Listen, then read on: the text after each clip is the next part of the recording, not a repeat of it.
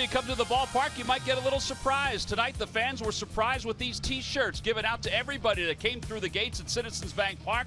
As we get set for game number 2 of this 4-game series, it's Alumni Weekend presented by Toyota here at Citizens Bank Park. All right, so we know the Mets are hitting home runs against the Philadelphia Phillies. It might surprise everybody that the 21 home runs the Mets have hit against the Phils this year, it's tied for the 6th most in baseball. The Yankees have been killing the Orioles thanks to Aaron Judge and some of the others, Brett Gardner being one for the New York Yankees. Hi, everybody. I'm Tom McCarthy, along with John Kruk. All right, so there's a little bit of a domination going on here between the Mets and the Phils, particularly here at this ballpark. It's shocking, but baseball is cyclical, so you would expect this could turn around in the next couple of years. Yeah, and this could be one of those things when they're playing at Citi Field, because before they moved the fences in, it was a tough place to hit home runs. They come here and they feel like they're in Williamsport playing and hitting home runs against the Phillies. And I think it tells you a little bit about the Phillies pitching over the last few years too, giving up way too many home runs. But look at these numbers, 16-7 record, 275 average, that's alarming. Runs per game almost 6, that's even worse. And you see their starters ERA, bullpen ERA, they're not allowing us to score too much either.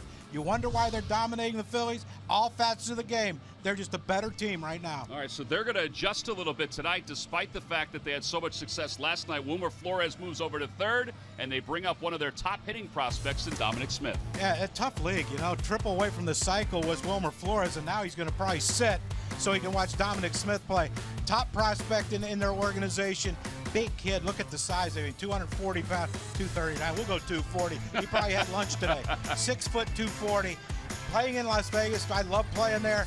16 home runs, you would think he'd have more, but when you see these highlights, you realize, look how high these fences are. A lot of these balls hit the top of the fence, they stay in the ballpark, but you see the swing. Nice short swing, short approach to the plate, short little stride, a lot of power though for that man. Keith Hernandez told us he has a chance to be a force in this league. And Keith Hernandez, who was an excellent fielder at first base, arguably one of the best of his generation defensively, said he moves pretty well over at first base. He's also J.P. Crawford's former teammate in RBI baseball out in Southern California. All right, so tonight is game 2 of this 4-game series. Seth Lugo, the hero for Puerto Rico in the World Baseball Classic, will be opposed by Nick Pivetta. We'll get to lineups at first pitch when we return. Phillies baseball is brought to you by Xfinity. Xfinity X1 will change the way you experience TV. By Toyota. Find your favorite model today. Toyota, let's go places. By Citizens Bank, official bank of the Phillies. Visit citizensbank.com. And by Independence Blue Cross. Live fearless. Learn more at ibx.com.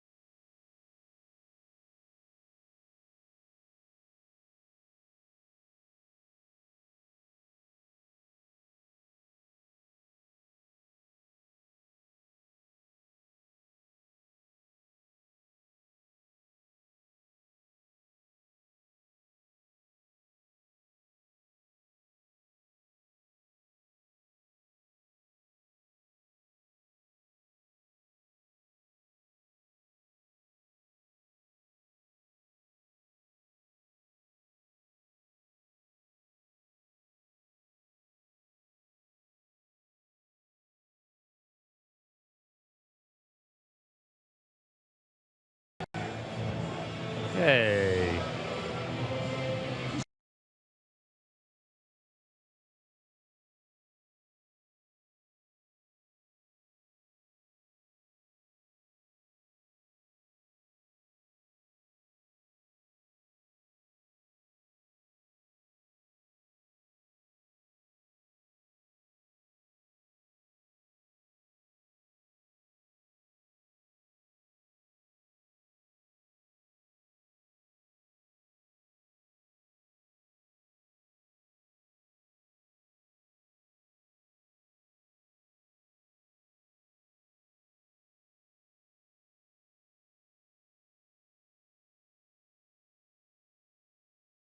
We're getting set for game 2 of this series. We're just awaiting the arrival of Nick Pivetta, who just went into the dugout for the Phils after warming up. The lineup cards have already been exchanged. The umpires have headed out to their respective positions. And the Phils are trying to erase the thoughts of last night's game. The Fanatic is just longing for the team to come out to the field. He's been out there for the last 3 minutes. Well, you know, apparently you can't get a watch around all that fur, and you don't know what time it is. Hey, Fanatic, we'll let you know what time this game's starting. Okay, he acted like he has a watch on. Yeah, it's like he's holding court with everybody out in left field. There's Freddie Galvis. He's a little, I think he's deking the Fanatic a little bit. He's deking him. Well, we are like for someone who can't move their face. Yeah, his facial expressions are priceless. Remarkable. It's remarkable. Well, Freddie Galvis is leading them out to the field. There's Nick Pivetta. Like it, Freddie. Freddie's back with the red spikes. Oh, after and last the pants night. Down low, yeah. The quiet night last night. Let's take a look at the Mets lineup. It's brought to you by Xfinity. Xfinity X1 will change the way you experience TV. Well, the lineup has been adjusted a little bit. Neil Walker is back over at second base, and over at third base is Wilmer Flores. He's batting 5th. Dominic Smith is hitting 6th tonight as he makes his major league debut. They will face right-hander Nick Pivetta. Pivetta 4-7 on the year. The 24-year-old from Victoria, British Columbia, got roughed up in his last outing. And if everything holds the form, T-Mac, it's good, bad, good, bad, good, bad. He had a bad one his last outing in Colorado, right? Yep. So this is going to be a gem. I wonder, too, if the confidence of pitching so well against the Mets earlier this year, if that will carry over to this start here tonight. You know, how many of these Mets players were here at that time? Well, there's some truth to that, too. They probably use the disabled list more than anyone in the world. See the scouting report, 8.64 ERA for Pivetta since the All-Star break. He'd like to bring that number down if he possibly can. Time now for our Nissan keys to the game. What do you got there, John? You've heard the old song, Meet the Mets. Well, today it's Beat the Mets. We have to beat the Mets. Find a way to turn the tables on this team, hit some home runs, take them deep, get a big lead, and then try to crush them while you can. And for Nick Pivetta, fastball command. He has an electric fastball. He can pitch up in the zone with it. He has to pitch inside more with it, but he has to pound these Mets hitters with fastballs. Establish it early, get him out late with something else. Well, last night the Toyota turning point came very early in the ball game. It was Wilmer Flores in the first inning.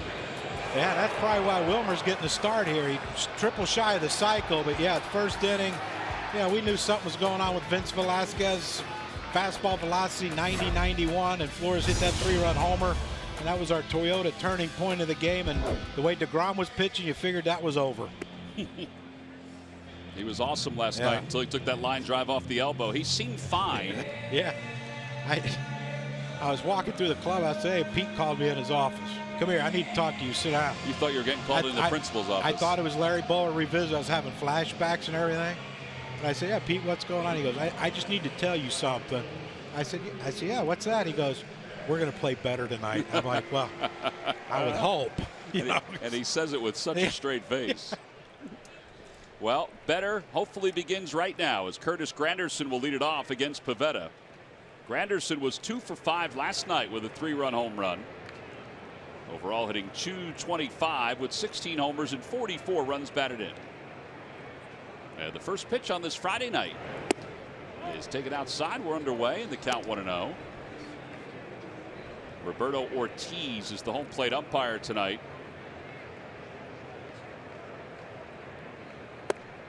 Classic left-handed overshift on with Curtis Granderson at the plate. With the 3 infielders on the right side of the diamond, he was able to dribble one up the third base line last night. It was one of his hits. Well, three balls and no strikes. Isn't this the way we started last night's game? Did the players not listen to the keys of the game? They're pacing themselves. There's a strike, 3-1. That's where Pivetta will sit with his fastball around 95 miles an hour, and it's been all fastballs so far. Popped him up. Around second base, Freddie Galvis is there in shallow center. And one out here in the first inning. Yeah, that will bring Neil Walker to the plate. What a renaissance he had in last night's ball game, right? Ooh, hitting the ball to all fields, line drives everywhere. He was 4 for 5 in last night's game with a home run. I don't think he had a cheapy hit either. There were a lot of hard hit balls. His first at bat, he popped up. But then after that, he went to work. Saw his numbers against the Phils this year, .346 batting average. And he takes a strike at the knees. A little old school right now, John. He's throwing all fastballs with these first 6 pitches. Well, you know, we've talked about his secondary pitches. They're not there yet, and they're not where, you know, you can be consistently compete at this level until he develops them. So, yeah, I talked to Bob McClure. He said, you know, he's trying to figure out his secondary pitches in the big leagues. He said that's a tough thing, but he said, you know, he has confidence. He wants to be great, and that's half the battle, really. That fastball rises up outside and high, and it's 1-2. But the thing that's different than him than some of the other pitchers we have is if his secondary stuff isn't working, you know, he could still get away with just the fastball if he can spot it.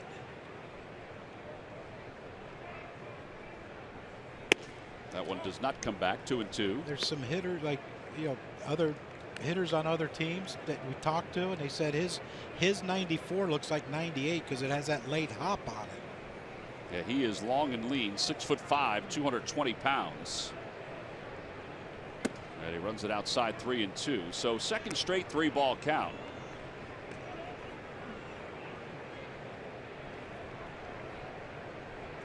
Well, and I think the point that Bob made, Bob has been making that the last several weeks, is that he's 24 and he's basically developing in the big leagues, which happens. Off the hands again. See, that's the thing. He had 3-1 to Granderson. He jams him. He pops it up to short. 3-2 to Walker. Walker's swung a good bat last night, and you know, he jams him with a 3. You know, he's not going to throw anything else, and he's jamming these guys because of that late life. And you know, you just think about how good this kid can become if he starts getting ahead and counts and can throw secondary pitches. I mean, he missed that by a lot. Alfaro wanted that ball down and away. It runs up and in, but because of the velocity and the late life on it, he can get in there. Well, that'll bring Cespedes to the plate, who has 3 home runs this year against the Phils, 7 RBIs, and a 97-mile-an-hour fastball, and it's 0-1. Last night, Cespedes had a couple hits. In fact, he comes in 4 for his last 21, but last night he had 2 of those 4 hits. Outside. Oh. Not bad spot. But if he's 0-2, 1-2, he might have got a swing on that from Cespedes.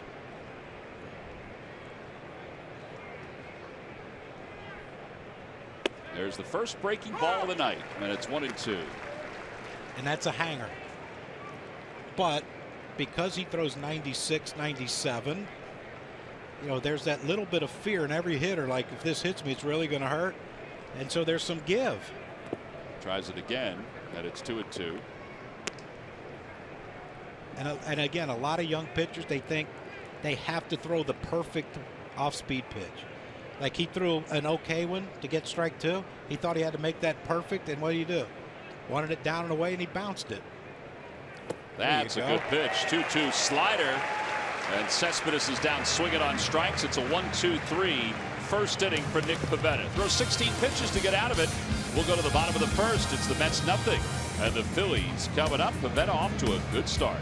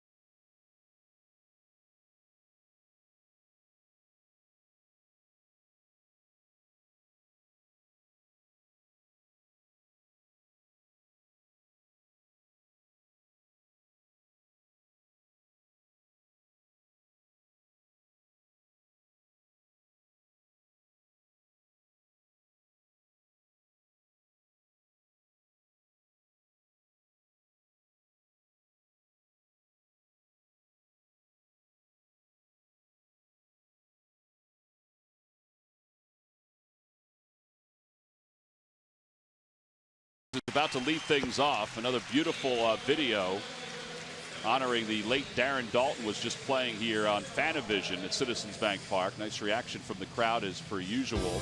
Let's take a look at the Phillies lineup. It's brought to you by Xfinity. Xfinity X1 will change the way you experience TV. Well, one night in the big leagues, what does that get Rhys Hoskins? He gets him the cleanup spot in this Phillies lineup right behind Odubel Herrera, who's hitting third and has hit in 13 consecutive games. And they'll face right-hander Seth Lugo. Lugo, the 27-year-old from Louisiana, is 5-3 with an ERA of 4.55. And he started off the season on the disabled list, but has pitched quite well for the Mets. He got a lot of pitches. Yes, he does. See that? Not a great velocity, but a repertoire like none other. Can you imagine how confusing that would be? Well, it's kind of like Mark Leiter Jr. Mark Leiter Jr. has 5 or 6 pitches as well. I wonder if the game takes longer. If he gets something he doesn't like from the catcher. Oh, one pitch inside, 1 ball and 1 strike. Cesar last night was 0 for 4. That snapped his hitting streak. Overall, hitting .290. On the inside corner, 1 and 2. The Lucky McDonald's Phillies home run jackpot contestant is Felipe Garcia of Easton, PA. Phillies hit a homer in today's ball game. Felipe's going to walk away with $300. Enjoy an ice cold delicious soft drink for only $1. I'm loving it. Give that man a soft drink. A leadoff single for Cesar Hernandez. That's what I mean. Turn the tables. You know, get something early on these Mets. Let them know you're here. And I'd love to see Cesar take off and run. I mean, you know, when a team has your number, you got to do stuff different. And that means be aggressive. Phillies have a better win-loss record than the Mets since the All-Star break. In fact, the Phillies are over the 500 mark since the All-Star break. But the Mets are 7-3 against them.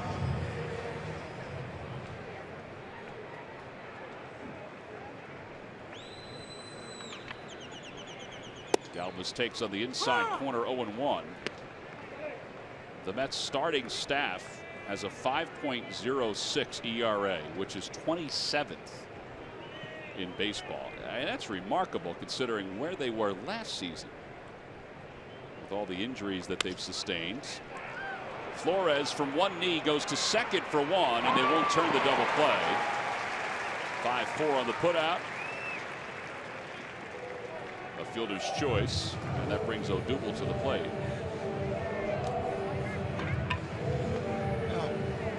Flores has become that super utility guy for the New York Mets. Play anywhere in the infield. I'm sure if you asked him to be a corner outfielder, he'd do that too if you wanted him to. But pretty good play right there. That ball gets past.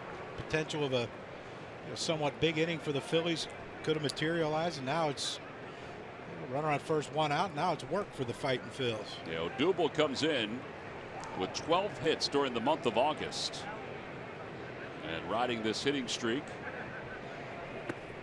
Pitch low, 1-0. John, we were talking about the difference between the Mets starting staff this year compared to last year. This year the ERA is over 5. Last year they were 3rd in all of baseball with a starter's ERA of 3.61. Noah Syndergaard didn't miss any starts. DeGrom, he was up and down, but still. Up and down, but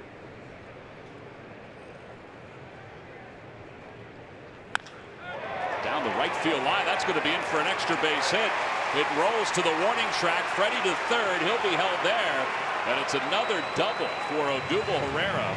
And the Phillies have second and third with 1 man down. 35 doubles on the year. And he extends his hitting streak to 14 consecutive games. Freddie had a little helmet issues going around third. He didn't know whether it was coming off or keep it on. He flipped it off, but he wasn't going to score anyway. But another great piece of hitting by Odubel Herrera. Look at the leg kick. The timing has been unbelievable the last 3 weeks, or really the last month and a half. And the horns for El Torito. And another double, 35. Wow. 35 now ties him for the major league lead with Jed Lowry and Daniel Murphy. As Rhys Hoskins is the batter. Yeah, but you got to figure that Murphy and Lowry probably aren't hitting a lot of triples. Well, Dubel has how many? 3, 4? 3 triples. Those guys have 2. Really? Yeah. Big ballpark. Well, yeah. 1-0 to Hoskins. 0 for 2 of the walk in last night's game in his major league debut. And it's 2-0.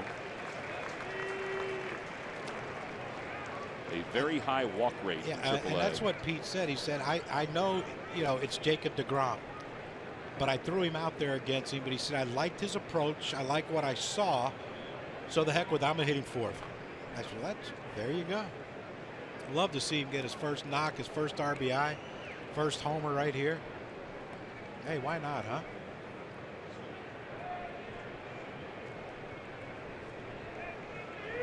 Two balls, no strikes. Runners lead off second and third. 3-0. That curveball is the best out pitch for Lugo. Yeah, and that's the issue right now. It doesn't look like he wants to give Hoskins anything to hit.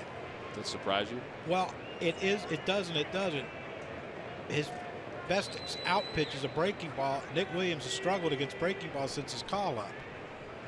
So you wonder if this is where, I'm going to see if he'll get himself out. And ball 4, so he walks for the second time. And that loads the bases up for Nick Williams. He does have a grand slam. Yeah, he does. And but if I'm Nick, I'm setting first pitch breaking ball. If he throws a fastball, so be it. But he's got to get something. He's got to look for that off-speed pitch because that's the way they. Jacob deGrom's throwing 97, and he does that to you. Breaking ball, breaking ball, breaking ball. You got to know that's the book on you. But how about Hoskins though? Looking for his first hit, his first RBI, and he takes 4 pitches to walk. Most guys would have swung it 3 of those. First pitch to Williams is a breaking ball. And it's 0-1. That's that good curveball. Yeah, and that's probably why they know who's hit behind him. Behind Hoskins, and they know that if he can get his breaking ball anywhere close, he's going to have a chance. I think he surprised him with a 93-mile-an-hour fastball.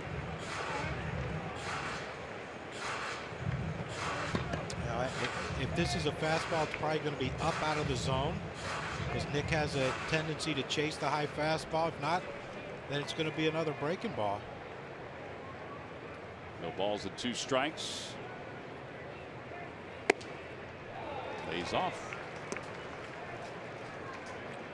Where did Lugo come up with that 95? The whole time we watched him in the World Baseball Classic, where I thought he was outstanding in his 15 innings, it was 92, 93. Guess he's feeling healthy. Curveball hit toward the hole. It'll leak into left field, a base hit. 1 run is in. The hole go Dubel. It's an RBI single for Nick Williams. He says, I'll show you. And the Phils take a 1-0 lead. And that's the approach Nick has to have with that breaking ball. 2 strikes, you got to give in a little bit. Yeah, you'd love to drive a ball in the gap or hit the ball with the fence and get that, big inning. But, look, it's a breaking ball. And you see what he did, though. And we were talking to Charlie Manuel about this. When he gets his hands up, he has a nice, more level swing. When his hands drop, he gets that, launch angle. But against a breaking ball, it's hard to get that high launch angle. When a ball's coming down and you're swinging up, it's tough to hit. I'll tell you, that conversation, which I was a spectator for, was unbelievable. As Franco waves at the first pitch, 0-1.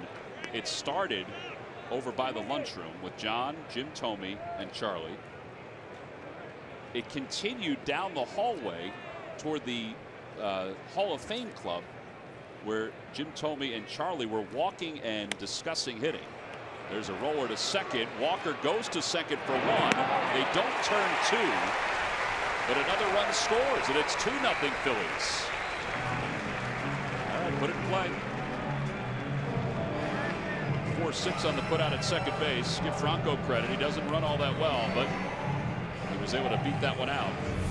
Yeah, he cued that one off the end of the bat and had a lot of spin on it. But when you look at Walker and Rosario right there, that's a pretty quick turn, but the ball was hit so slow.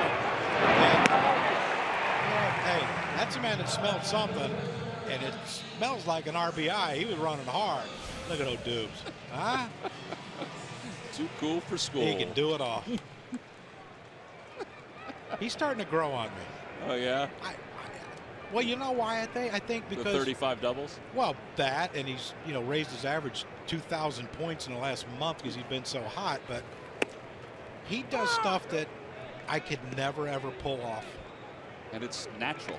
It yeah, just goes. I don't think he planned that yesterday when he hit the triple to do the, in Atlanta, you know, the do chop, whatever the chop was. Whatever thing was. I don't think he's running around first saying, oh, if I get to third, I'm going to do this. Playing with emotion. 1 ball and 1 strike to Tommy Joseph. Yeah, I couldn't do it. Like, I couldn't see myself scoring a run and giving it a 2-finger point at someone. Like,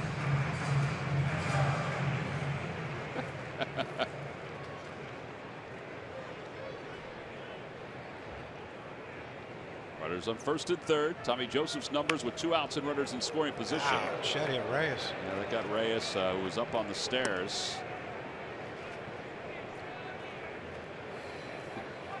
That way. They say, yeah, we'll take that way. So will we.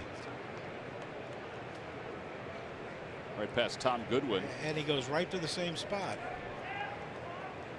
Didn't you know the Richie Ashburn story? With the ball hit the lady, yeah. And while they're taking her on a stretcher, he hit her again. He doesn't seem at all fazed by it. No, not.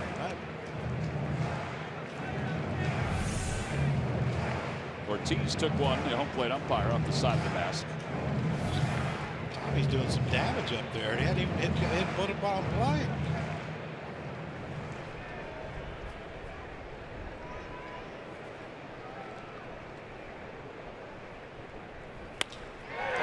Toward left field, that'll drop for a hit. Tommy Joseph has an RBI single. Hoskins scores his first major league run, and it's 3-0. Phillies on top. Keep the line going. There's Charlie, Jim Ross, wrestling commentator. JR. Charlie, him, they've known each other. That's amazing. Charlie knows everyone. He does seem to know everybody. I think Charlie knows everyone that has a little bit of a twang. He just seems to be that type of guy. Like, I'll tell you, the conversation between him and Tommy after you left. Yeah. And, you know, when you talk with Charlie, he brings you along as he walks. And it went down the hallway, and they were both doing different hitting drills while they were going down the hallway.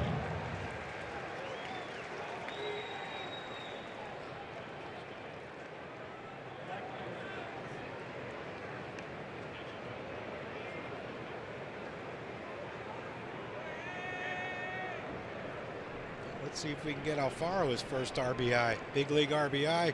Or no, he probably had some last year. First RBI this year in the big leagues. Last year, Alfaro was 2 for 16. Any RBIs? That's a good question. Hold on one second. Hold on. He's getting ready to get 3 here. Nice. Huh? Little hanging hook down the left field line.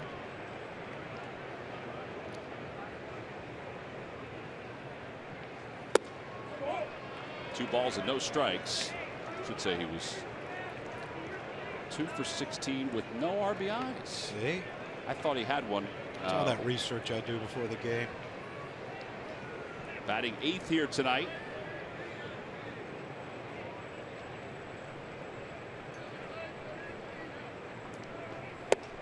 On the outside corner, 2-1. Alfaro down to the minor leagues this year, hit .241 with 7 homers and 43 runs batted in. Now, I didn't notice the first innings. He wearing his blue gear still? Red. He's got red today. I got red. You got the new stuff in. He's working in a new glove the other day too. Franco and Joseph lead off. And he fights it off foul. It's 2-2. I think if Pivetta throws 7 innings, he can use a new one. It'll get broke in. Yeah, with the 97. I got a good feeling about Pivetta today. Oh, you said it. Watch this grab, John. No need for a glove. I got a shirt. He's using that giveaway tonight to his advantage. Dual purpose, those shirts. Use them as a shirt or a glove. It's like a onesie for the upper body.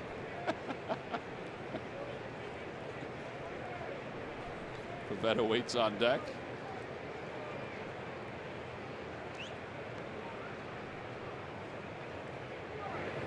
Curveball. And Alfaro's down on strikes, but it was a productive first inning for the Phils. They scored 3 runs on 4 hits. They left 2. It's a 28-pitch inning. Odubel doubled. Nick Williams rolled a base hit to left field. And then Franco drove in 1. Tommy Joseph drove in another. We'll head to the second.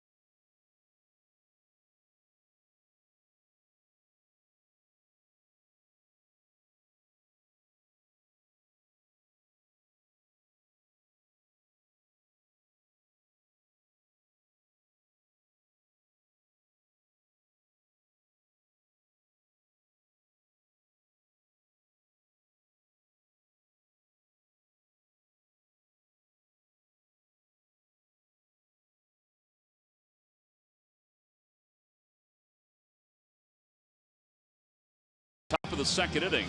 It's time now for our Geico quote of the day. Terry Collins on Michael Conforto hitting in the middle of the order. I think that's where he needs to be. He did a tremendous job leading off. Now he's going to be in the middle of the lineup. We'll just see how he's going to handle it. The way he's swinging, I think it's going to be great. I think he can hit anywhere. I do too. And you know, I agree with Terry. I think in the middle of the lineup, I think Michael Conforto is the type of guy that, you know, once you show him that you have confidence in him, you believe in him, I think he'll reward you with big years, big numbers. Well, his last 24 games, he has been one of the best hitters in the game. He got a good pitch there that was called a ball. 2-0.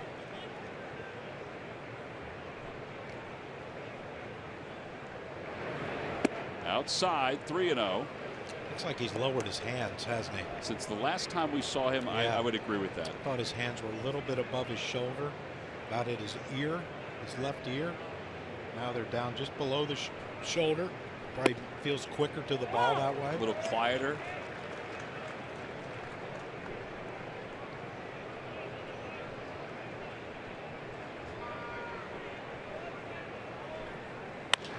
Fly ball left center field. That is well hit. Odubel's going back to the wall. It is gone.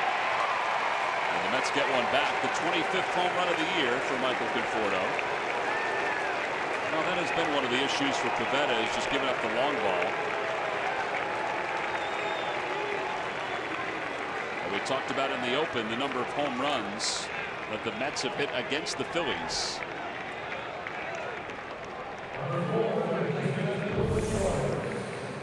You see how quiet the hands just go up and back a little bit and directly to the ball, and that's, again, it's a pitch Alfaro looked like he wanted it in. It rides over the center of the plate. So where do you hit that one? To center field. It's a lot of power. Well, you remember when he first came up, his power, it looked like to me his power was just center to left. I would agree with you wholeheartedly. And then in the postseason, remember, he started pulling a couple homers. And then the next year when he started off the season, it looked like he was trying to pull everything.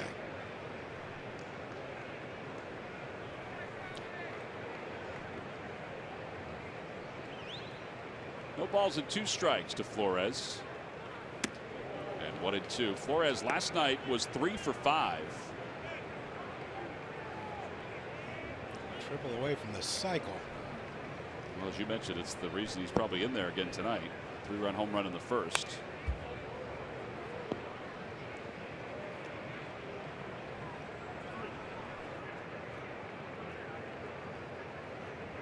I mean, could this be one of those things that if Flores continues to hit, he's putting up pretty good numbers this year. I think he'll just move him around. And yeah, but if Dominic Smith is what they think he is, does Reyes, Asdrubal Cabrera's coming off the DL at some point, right? He should be there. Fly ball to right center field. Nick Williams and Odubel Herrera, and Odubel makes the catch. Now Cabrera is there. I saw him on the lineup card today, so he's off and is eligible to pinch hit. You wonder though how much playing time he'll get. Reyes will get. Reyes, yeah. Well, here is Dominic Smith making his major league debut.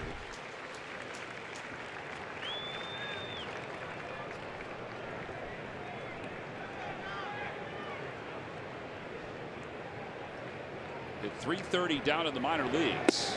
And he takes a strike. It's 0-1. Former first-round pick. He played RBI baseball with J.P. Crawford, the Phillies' former first-round pick, who's in AAA. 0-2. In fact, both are products of Major League Baseball's Urban Youth Academy out in Compton, California. Swing and a miss. His first major league at bat, not like Rhys Hoskins. A strikeout. That's the second strikeout for Nick Pivetta. Nick made 3 really good pitches against the young man, and that one there, that is so difficult with 2 strikes. You have to be a little more aggressive. You have to expand your strike zone a little bit to lay off that pitch. I don't care who you are.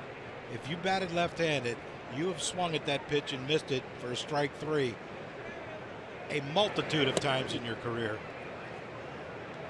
Well, this is certainly a better breaking ball than he had in Colorado. Yeah, well, you know, you wonder if those guys, when they go out there, they buy into, well, it's thin air, the ball's not going to break as much, so I have to try to force it to break more. And instead, you grip it too tight, and you can't, you don't get that good, spin, limp wrist spin, floppy wrist that you need to be able to throw a good breaking ball. 2 balls, no strikes to Rivera. Off the hands, 2-1.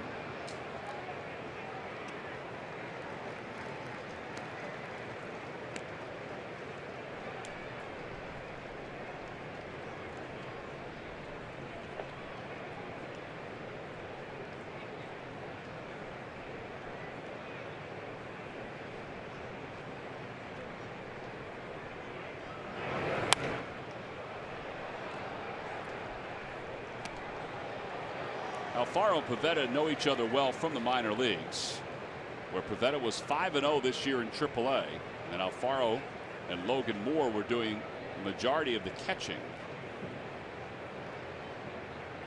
Logan Moore, an outstanding defensive catcher. My daughter was over there waving to me, so I had to wave to her. Missed the pitch. Didn't miss that one. No, you didn't.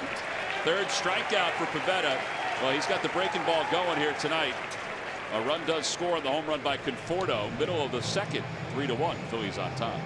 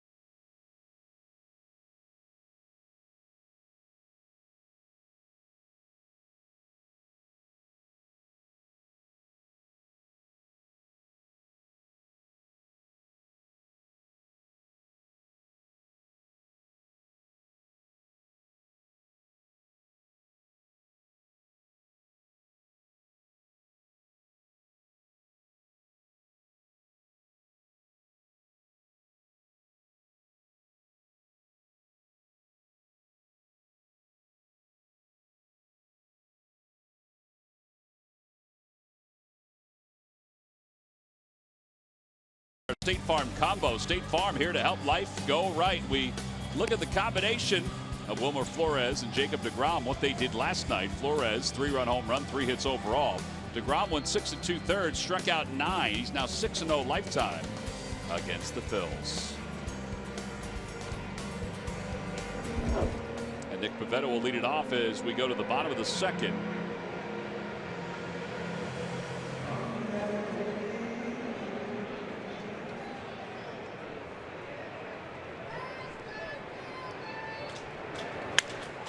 Nick Pivetta lines one out toward left center field. That's going to drop in for a base hit.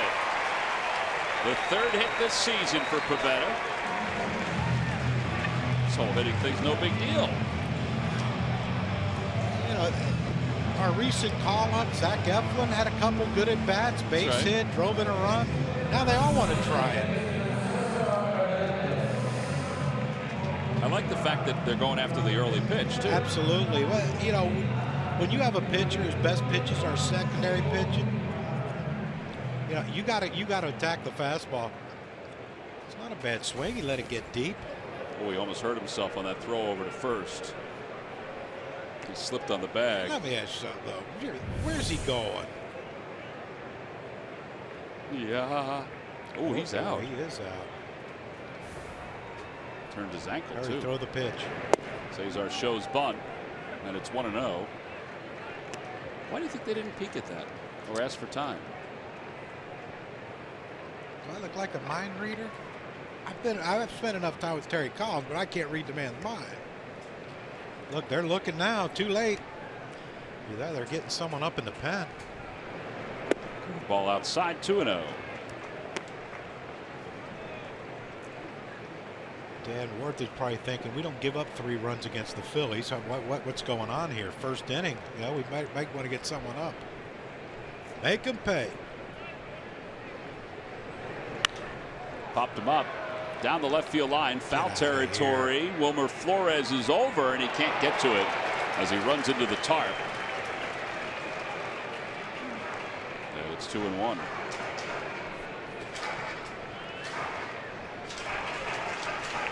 Rightfully ruled a no play. Long run for everybody involved.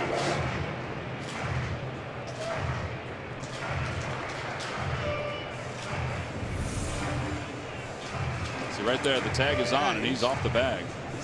Boy, that ankle. Oh boy. That is. He turned it in Colorado the other day too on the mound. Off the end of the bat, out to right field. Granderson makes the catch. Right back to first goes Nick Pivetta. Let's go to CSN's Greg Murphy. What's going on, Murph? How are you, Tom? Good. Thank you. You know, if any indication that watching Seth Lugo early in this game, you would think the way things are going that you probably won't see him late in this game, and that certainly has been a problem for Lugo since he's come back in early June from his injury. He's been unable to go past 7 innings in any of his games. He pitched 7 innings one time since he's been back, and his ERA, as the teams go through the second and third time in their lineup, just continues to grow for Lugo. In fact, innings 1 through 3 is an ERA of 4.50, but 4 through 6, 5.46. And if he gets into the 6th inning, how about an ERA well over 11? It has been a problem. Terry Collins has talked about it. You know, he has pitched well early in games, but he cannot get late and deep into games, and that's something that they're really trying to get him to work on because they need him to go deeper than he's been able to. Yeah, Major League Baseball embraced the World Baseball Classic, and he was a big part of it. He threw 15 innings for Puerto Rico and came up with the strain to his UCL, which cost him the first part of this year. Maybe that's part of the reason why he isn't able to get that deep into games. He strikes Galvis out. Yeah, there are 2 outs. And that'll bring Odubel Herrera to the plate.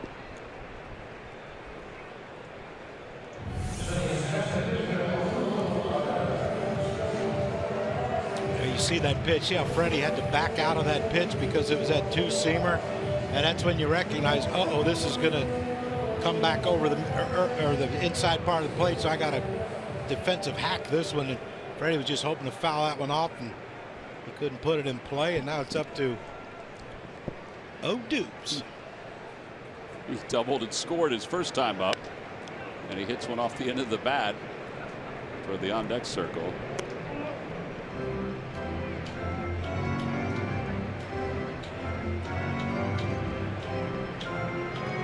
7 hits against the Mets so far this season, including 2 in this series. Pivetta with a short lead off first base.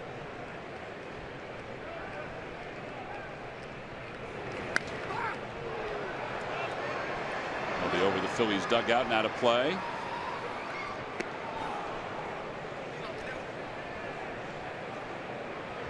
I think he wanted that pitch, John. Yeah, as soon as that ball left his bat, he let out a little scream, like thinks he should have got that one.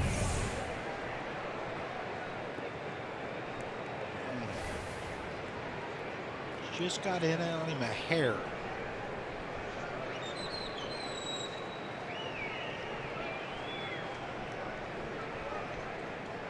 No balls and 2 strikes. Slaps it the other way, and that'll be over the tarp and out of play.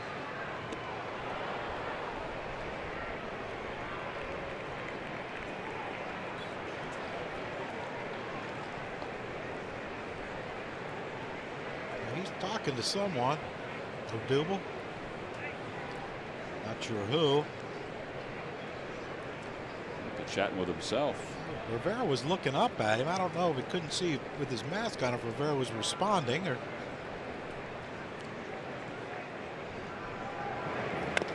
Stays alive again. Bounces it foul. Perhaps he's just pulling a WWE superstar Randy Orton. I hear voices in my head. Is that because JR's here? You're going to throw that out there? Yep. Had to hang with JR. You know, Ross. Pete's got this black cowboy hat in his office from Carlos Ruiz from last year. So JR's got his cowboy hat on. All the time. Pete popped his on today to take a photo. He told with me. He said, "Yeah, I'm going to put my cowboy hat on when Jim Ross comes in." And then Pete's like, "You think he'd sign a ball for me?" Upstairs, 1-2. Yeah, Pete's got JR to Jim Ross to sign a ball today. I guess a couple weeks ago, AJ Styles was here. Another WWE superstar. Got AJ Styles to sign one. JR got, well, he's kind of indoors. He's a gentleman. When he was in the dining room, I saw him in the dining room. He was in there and he had his hat off. So he's a gentleman. Big Oklahoma Sooner fan. Oh, yeah. Wow. Outside, curveball doesn't come all the way back. It's 2-2. Rhys Hoskins waits on deck. I was telling him about my son a couple years ago. Randy Orton's finishing moves in RKO. My son decided to do that on my daughter. How'd that work out? Well, she had a bloody nose. What did he have after he did it? He said it was a good one. So. Outside, 3-2. Pivetta will slowly be off and running here.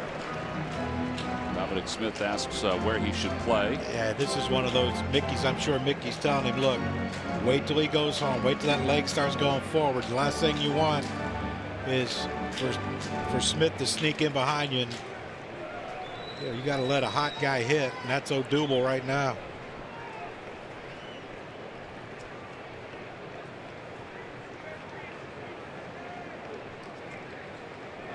There he goes. Pitch is fouled back. Don't tire him out.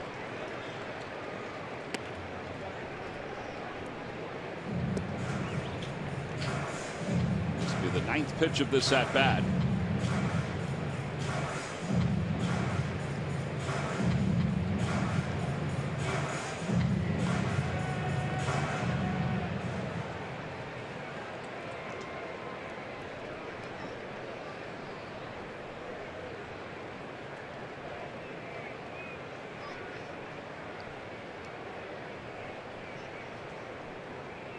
Pivetta goes again. Pitch is inside, ball 4. He's kind of locked in now. He took a close pitch there. And it puts runners on first and second for Hoskins. Fall ballpark pass is going to be available for the month of September. Phillies have 15 home games in the final month of the year. So the ballpark pass gives you access to every Phillies regular season home game in September for just $50. All tickets delivered digitally via your mobile device. Go to Phillies.com for more information. All right, let's see if Hoskins can pick up his first major league hit. He has scored his first major league run. He's walked a couple of times. And a curveball, 0-1. It's amazing how this kid just gets caught up to the big leagues, gets his first at bats, and they're breaking ball on him to death. And used to like it so much better when they didn't know who you were. My things have changed in baseball. I mean, they have this first at bat, the right side of the infield, and they're doing it now. Even with runners on first and second, they shade him with pull.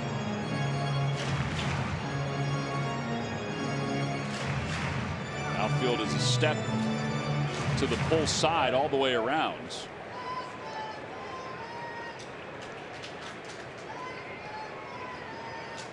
One ball, one strike.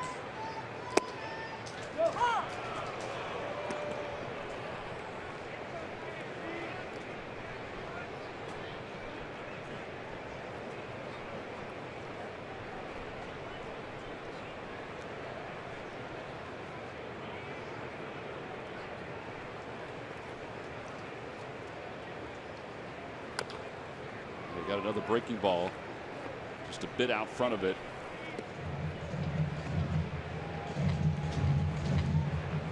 Family is here for one more night. Dad got himself an Hawaiian shirt from last year. We got to give him a new one for this year. We got to get him the blue one.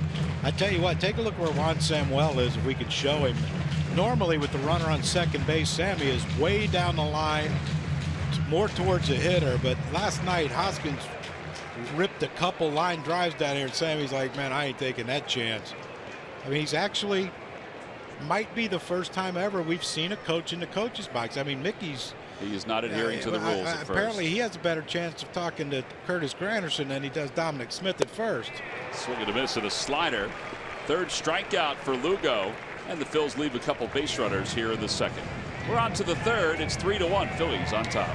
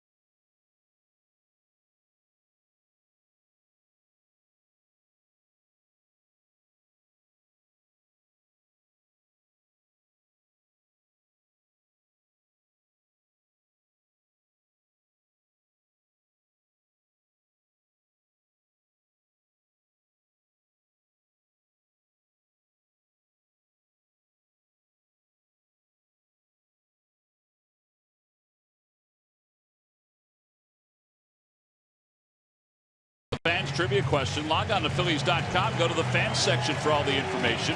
And please submit your answer on the subject line. All right, John, the question is, Jimmy Rollins is the Phillies single season leader in at-bats with 716. Who is number 2?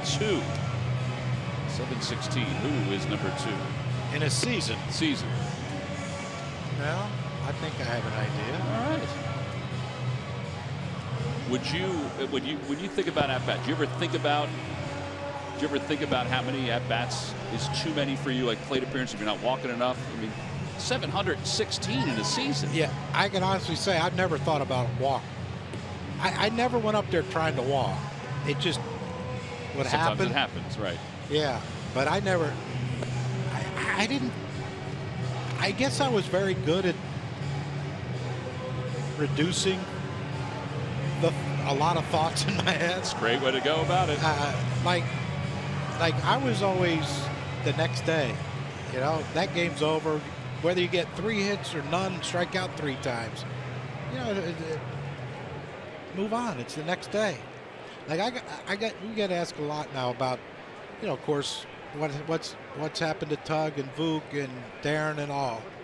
And I had a writer ask me yesterday if I'm concerned. And you know, I said, why would I worry about that now? Because it might never happen. So, you know, hopefully I'm around for a few more years. Yeah. Little swoop out to center. You know, I can't worry about that. Yeah, and obviously, John's talking about the story. There's the connection of all the brain cancers, tumors that have been attached to former players, whether it be Tug, whether it be Dutch, whether it be Johnny Oates. Johnny Oates, Dick Hauser, Dan Quisenberry, Ken Brett. I mean, there are a lot. But if I start worrying about that now, yeah, you can't. Yeah, I mean,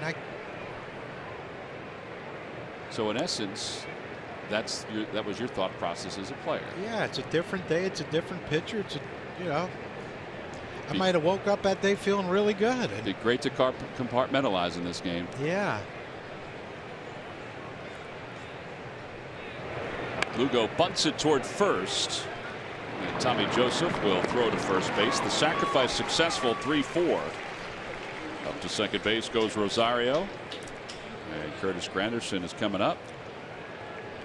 It's a good bunt by Lugo.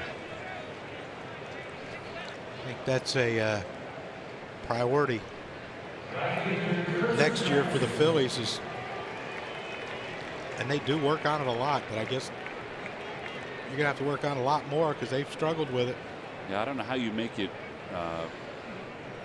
better. Well, the risky part is, and this is what I think I would do, is when pitchers start to throw live BP, take the catcher out so the catcher doesn't get foul tips or whatever, and have those guys bunt off live pitching, because you could set a machine there and that machine's going to be pretty close to where it's going to throw, and it could be 90 or 60, but there's no fear. Like, that ball ain't going to kill me, or it ain't going to run up and hit me. Line drive caught by Tommy Joseph, and there are 2 outs here in the third. You know, because I think that's the thing. When you watch these guys bunt in batting practice or before batting practice, you know, they'll bring the pitchers out to bunt. It's beautiful, beautiful technique, beautiful. But you know, all of a sudden that thing's 90-something miles an hour, and it ain't your friend throwing it. And it's moving. And it's moving. There's a little bit of hesitation about reaching out over that plate to try to lay one down. I used to hate it. My first experience with bunting, I had to face Mitch Williams in minor league camp, and they said bunt a couple. Oh. Yeah. Who were you guys sharing with at that time? Where was he? No, we were with the Padres. I forgot Mitch was with the Padres. Yeah. Texas took him on a Rule 5. Totally forgot about that. And I turned around to bunt, and he threw one out of the cage one way, and he threw one out of the cage the other, and he threw one out, and Doug Rader was on the field, and Doug just looked at me and he goes, "Man, you better get out of there before you get killed." I'm like, "Oh, thank goodness." He said, "I'll get you some extra hitting later." I'm like, wow. Totally forgot that Mitch was with the Padres. Yep. Yeah, he got taken in Rule 5. We went up to play some exhibition games. They brought Mitch up to pitch, and Bruce Bochy was catching him. And Bruce goes, "Look, I caught Nolan Ryan." He said, "I've never caught anyone through that hard." Wow. But he was only like 19. From the left side. Yeah. He said it didn't matter righty or lefty. He said, I don't know if there's a gun or anything. But he said he's throwing harder than anyone I've ever caught. And then he got taken by the Rangers in the Rule 5. 3 balls, no strikes to Walker. 3-1.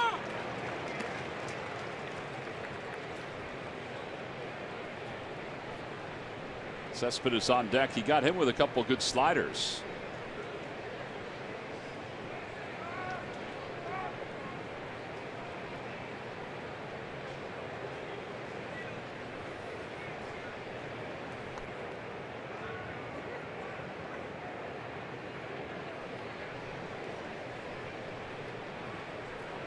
Make a pitch right here, Nick. Hit a ground ball to Cesar.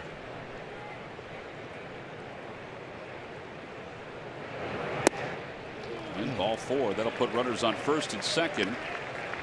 And it brings Cespedes to the plate. You've worked really hard for your home and your car, so why not give them the protection they deserve? The State Farm agent is here to help with the right home and auto coverage. And discounts, too. Talk to a Philadelphia area State Farm agent or call 800-STATE-FARM.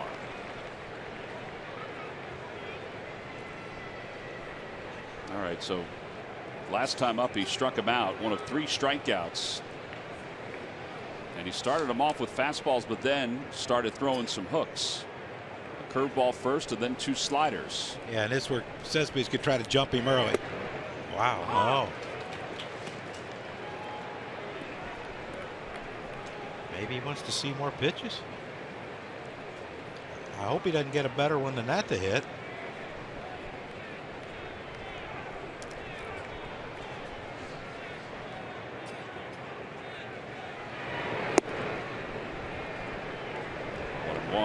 Cespedes uses Chandler bats, and he was walking in today with a brand new box of bats.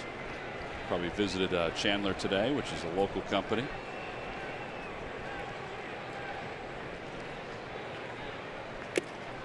Challenged him at 96, and it's 1-2.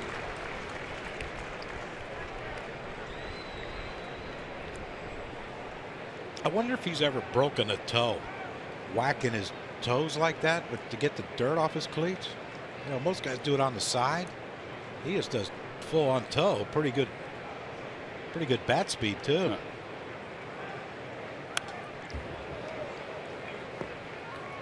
I don't know if that big old shin guard will protect that. Yeah, he protecting the toes.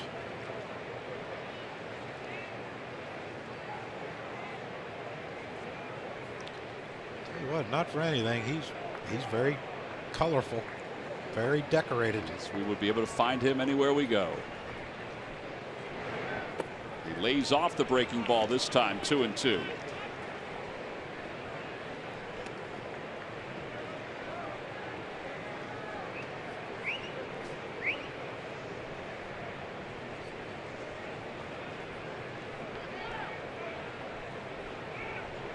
Bob McClure just signaled to Alfaro to go through the signs a few times.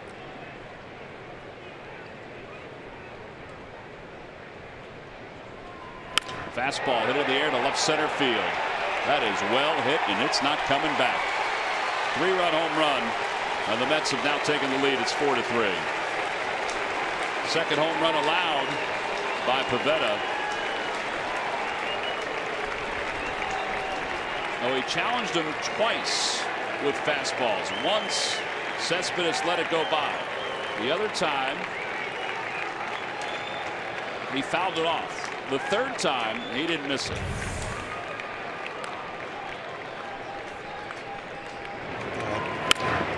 Threw three in the same exact spot, and you can't do that to a great hitter.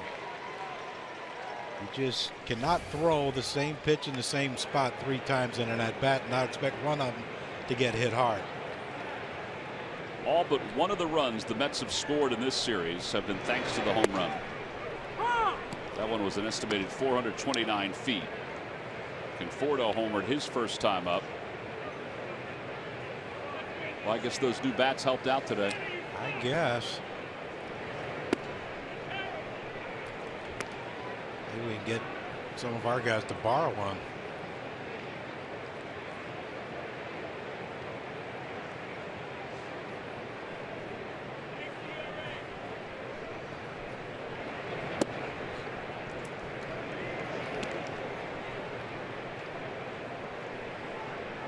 Conforto 11 home runs since the All-Star break to give him 25.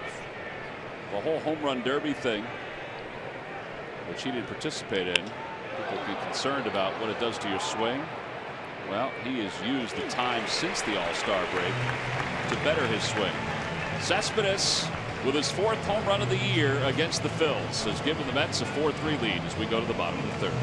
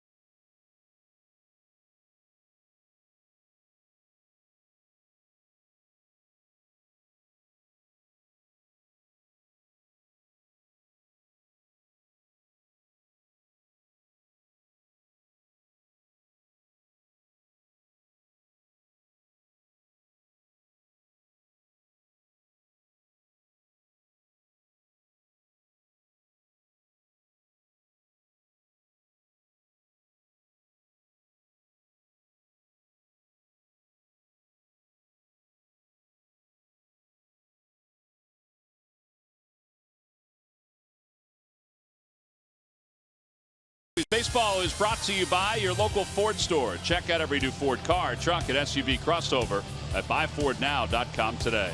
And by McDonald's. Enjoy an ice cold delicious soft drink for only $1. I'm loving it. Last of the third, the Phillies trail at 4-3. It'll be Nick Williams, Maikel Franco, and Tommy Joseph to lead things off against Seth Lugo. Joining us from the dugout is Phillies bench coach Larry Bowa. Alumni weekend, Bo. It seems to be appropriate to ask one of the greatest Phil's alums to come on with us. We appreciate it very much. Well, it started out well offensively against Seth Lugo, and now Cespedes has given the Mets the lead. Yeah, I think Pavetta, I think he's got good stuff, but you can't pitch behind, you can't walk guys. And, that's going to be part of the maturation process with some of these young guys. And it's a learning process. It takes time, and it's not going to happen just like that. Well, there's Nick Williams, who ropes a single into right field. That's his second hit. So he's aboard to begin this third inning. Bo, we've been talking up here with Johnny and with LA, and we've been watching the videos. How tough of a week has this been with the passing of Dutch? It's been real tough. I mean, he's one of those guys that everybody gravitates to. The last couple of years in spring training, he's come over to the place where I rent a house, and him and Dave Hollins, and we sit down until 11, 12 o'clock at night and just talk about baseball. But this guy was a battler all the way to the end. No one thought he would last more than a year and a half. That tells you about his character and his desire to live. This guy lived life the way it should be lived, and he's going to be greatly missed. And this weekend is obviously Alumni Weekend, and that brings a lot of memories to the surface, and I would think even more memories now because of Dutch passing away this week, and Dallas passing away in the offseason. They're all good memories with Dutch and Dallas and Jim Bunning, Ruben Amaro. It's been a tough year for the Philly family. At least with Dutch, he was a guy that took over that leadership role in the clubhouse. You don't have to hit 300 to be a leader. This guy, it didn't matter if he went 0 for 4, struck out 4 times. All he cared about was winning baseball games. Mm-hmm. And he took control of that pitching staff. He took control of the clubhouse. It was a pleasure to be around somebody like that. Bo, it's been, you and I have talked a lot about, the passing of Darren, and we've told stories about him over the last handful of days. But let's get back to today's baseball. How happy were you to see Nick Williams hit a breaking ball, hit a base hit to left field, and drive in a run? I mean, that's what it's all about, Crucky. As good a hitter as you were, you hit the ball the other way. A lot of these kids come up and they get pull happy. They want to hit the ball over the fence. But again, Nick's been a pleasant surprise. Hoskins, to me, he's got a great approach at the plate. I think he's going to be a very good hitter at the big league level. We got a lot of good things happening. I know a lot of people look at the wins and losses right now, and it's not fun right now to go through all this. I just keep going back to when I first came up. It took 2 or 3 years for that ball club to get real good. And we're going through a tough process right now, but you can see some results happening right now. Is it good to have all these guys together for a couple of years to go through that process, Bo, like you guys did? No question. And they were a lot like us. We won a lot in the minor leagues. Then you come up here and you get beat up a little bit. But you know what? Sometimes when you get beat up, you learn from your mistakes. This game's not an easy game to play, and you got to keep battling every single night. Nobody's going to give you anything. And right now, teams look at us and they take advantage of our youth and inexperience. But there's going to be a time when these guys look back, just like Houston. Houston's got a great team right now. They took their lumps. And it's going to be similar to that type of organization. I think these young kids are going to come around, and there's going to be a lot of fun here at the stadium. And it seems like there's a lot of joy, too, when that's going to start taking effect. I remember when I first got to the Phillies, we weren't very good.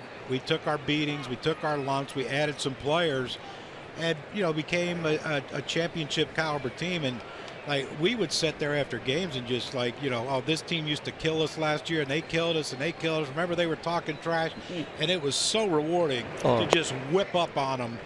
Trust me, we know that other team over there has had their way with us. Payback, it will happen. It's just a matter of time. Baseball players, they remember everything. And when you look over there, the other teams are laughing. You remember that. And there's going to be a time we're going to be over here laughing. So, but these kids, one thing they do, they play hard every night. They give you everything they have. And as a coaching staff, and as Pete, the manager, that's all you can ask for right now.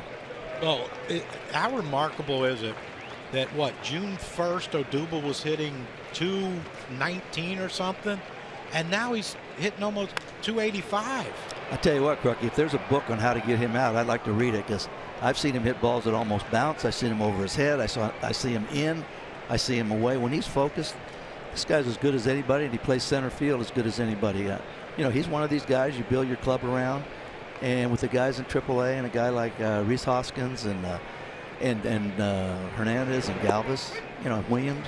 I mean, you got a good nucleus right there, and I haven't even named all the prospects that are still down at Lehigh Valley. Bronco goes down looking on strikes, so one away. Well, let's talk about Freddie Galvis. I mean, I know that you have been over the last couple of years, you were a very good shortstop. You've watched very good shortstops.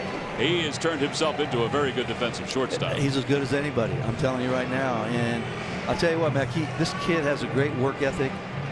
You know, a couple years ago, Freddie had a tendency to like slide on ground balls that were in the hole. But he's learned how to control his body. He's got tremendous hand-eye coordination. He's got a very accurate arm. I mean, he's the kind of guy that you hope every ground ball is hit to. And Sacer's come a long way also. I mean, he's made tremendous strides. 2 or 3 years ago, he'd make all kinds of mistakes. And again, it's all part of the process. And it's good to see as they mature how they can handle it out there. And those two guys have done a tremendous job for us. Bo, you know, Freddie, you know, he doesn't take a day off. And so last night we were looking out there and I'm like, wait, it's like the 6th inning. I'm like, wait, where's Freddie? Yeah, I put Blanco at second. Yeah, we're like, oh my gosh, I hope he's not hurt. He hates it, doesn't he? He hates to get taken. Freddie doesn't know, but that was his day off last night. He got 3 innings off. He wants to play every inning of every game, and we're going to try, you know, if the game's out of hand or something, one way or the other, try to get him out of there. You know, it's hard to play in the middle of the diamond every inning of every game. Your concentration level, even if you don't get any hits, it's the concentration level that he maintains throughout the game. So if we can get him out of there on blowout games, we're going to try to do that. Because you guys, Bo, you guys were the captains of the infield. And, you know, you're the one who's relaying signs to the second baseman, what pitch is thrown, who's covering, who's doing. I mean, you have to orchestrate that whole thing.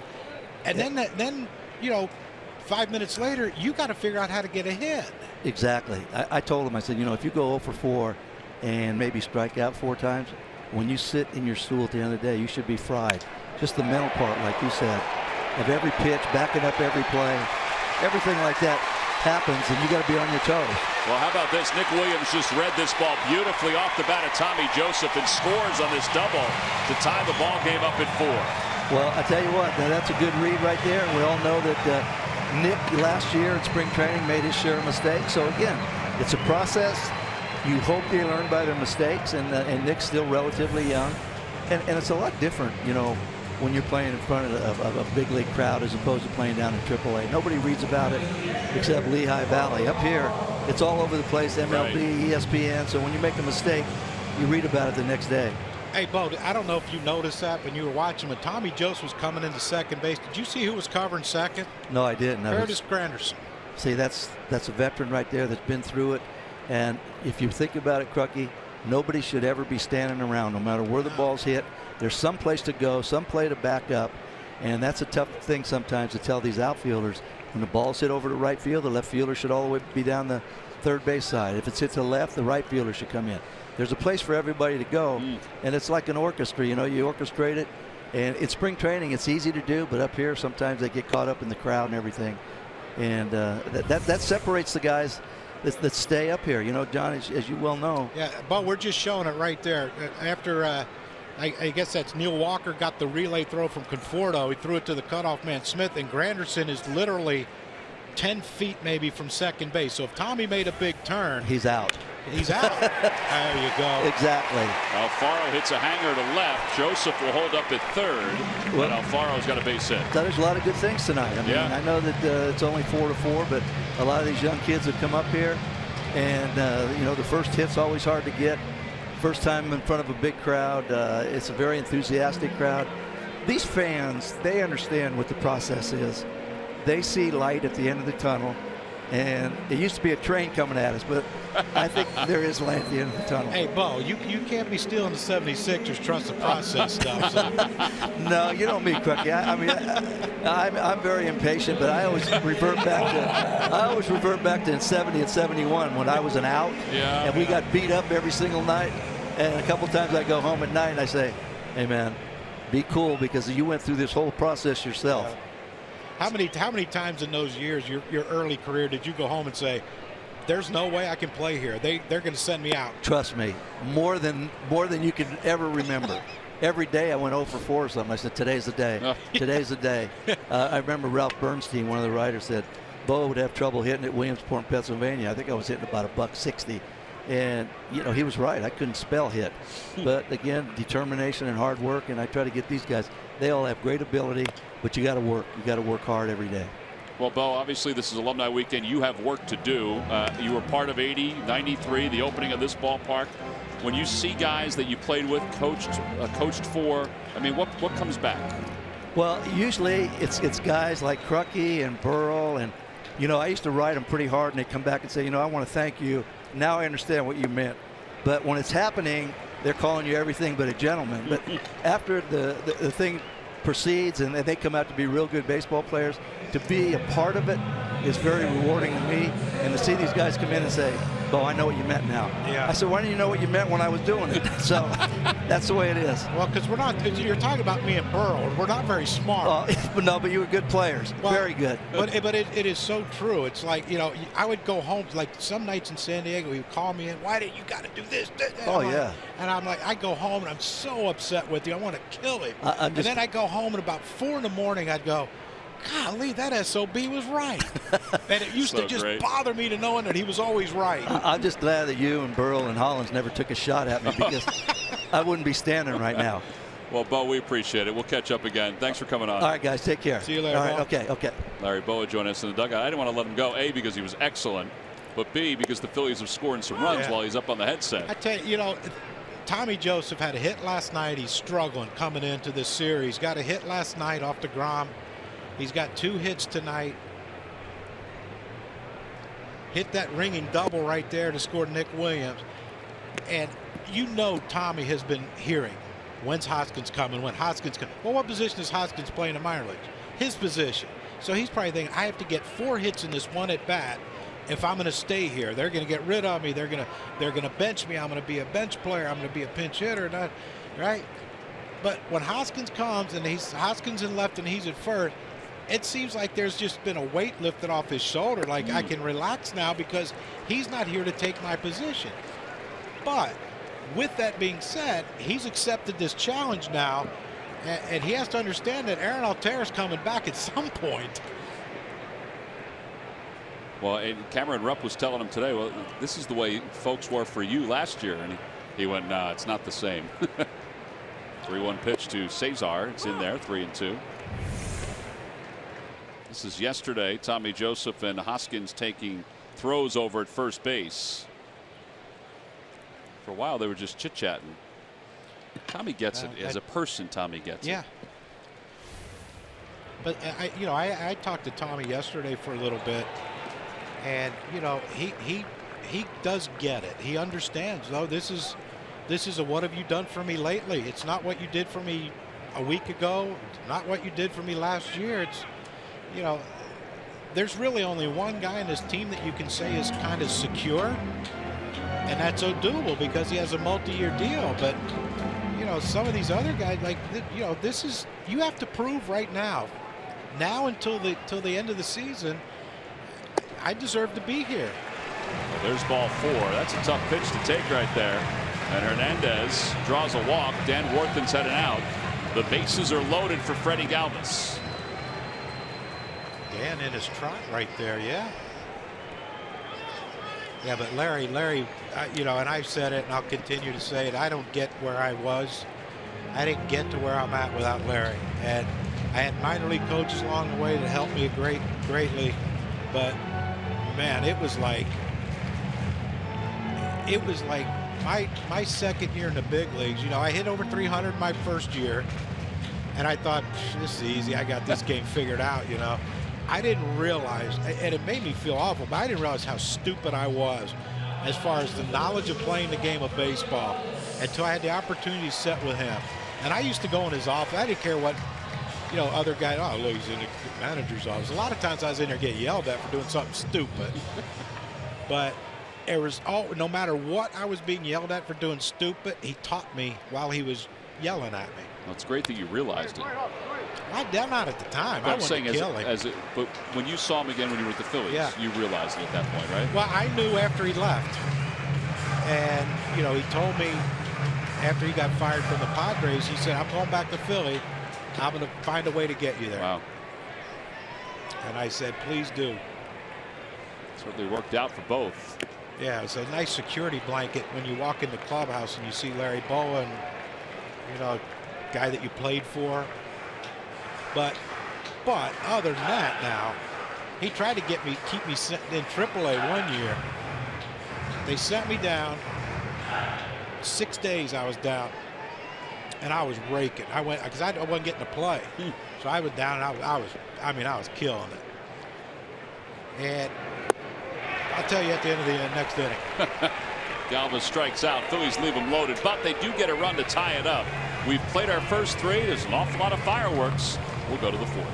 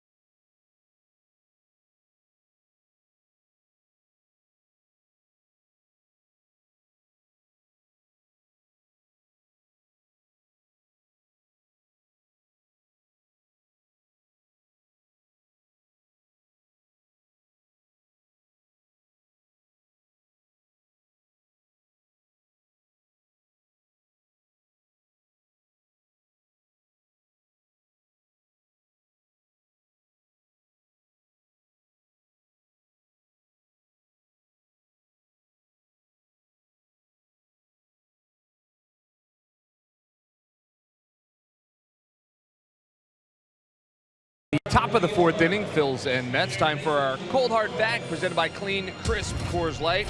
Well, the New York Mets have 114 extra base hits in 25 games at Citizens Bank Park since the start of the 2015 season. 58 doubles, 3 triples, 53 home runs. They average about 4.87 per game. No other visiting team has more than 85 guys. They also have 14 homers in the last 4 games at Citizens Bank Park. That's all updated up to tonight. They certainly like hitting here in Philadelphia, guys. Yeah, it certainly is. We said it's cyclical. It goes from season to season. It could change. The Phillies could flip it and be on the opposite end of that, whether it be here or up at Citi Field. Yeah, I mean, you remember basically when Jimmy said we're the team to beat and backed it up, and they proved it, and the Mets, they couldn't beat the Phillies. Yeah. Wilmer Flores leads it off. We're all square at 4. Flores flying out to center. 1 ball and 1 strike. Phillies have 4 runs at 8 hits. The Mets have 4 runs on 3 hits, but 2 of those hits are home runs.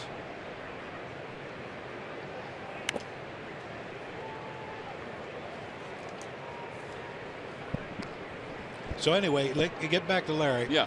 So they sent me down. I didn't know how long I was going to be there, but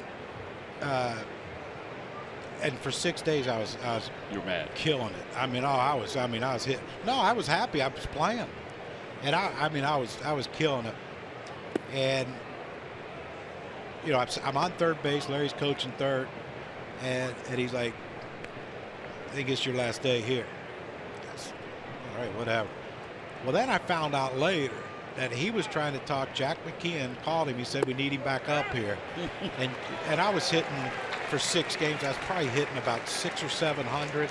I mean, it was like Larry said. He said it was 3 for 4, 4 for 5 every single night. Doubles, triples, hit some homer. I mean, it was the best I've ever swung a bat in a 6 game. I mean, I couldn't miss a pitch. Well, and they were all hard hit, and I hate feeling like, oh, you're really bragging about yourself, but so Larry tells Jack McKeon, yeah, he's getting his hits, but there are little bloopers here and broken bat here, and a roll over, the second baseman slipped. He's not really hitting the ball hard. I think you should leave him down here for another week or two. I didn't know he said that until he became the manager the next year. He said, yeah, I tried to keep your ass down there for another couple of weeks. Because he just wanted to keep winning? Yeah, he said, you were helping us win, man. I need to win. Oh, that's outstanding. Yeah, thanks, Guy, one thing about Larry Boa is that he wants to win more than any other guy.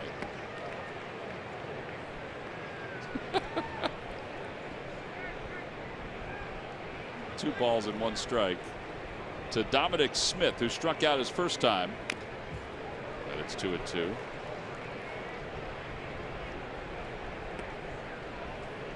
Mentioned that Dominic Smith and J.P. Crawford both came out of the Urban Youth Academy in Compton, California.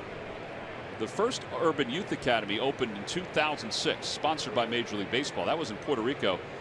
Correa from the Astros is part of that. So you can see that there is an impact being made. Phillies have one here in Philadelphia, but there's an impact being made. In fact, both Dominic Smith and J.P. Crawford, who were both first-round picks same year, had committed to USC. Bouncer back toward the middle and past Cesar Hernandez. That's his first major league hit. A one-out single. Freddie Galvis will toss the baseball aside. Cespedes will track it down.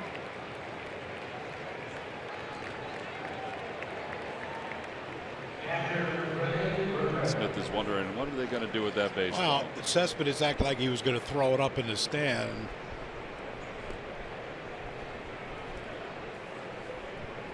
Rene Rivera struck out his first time up.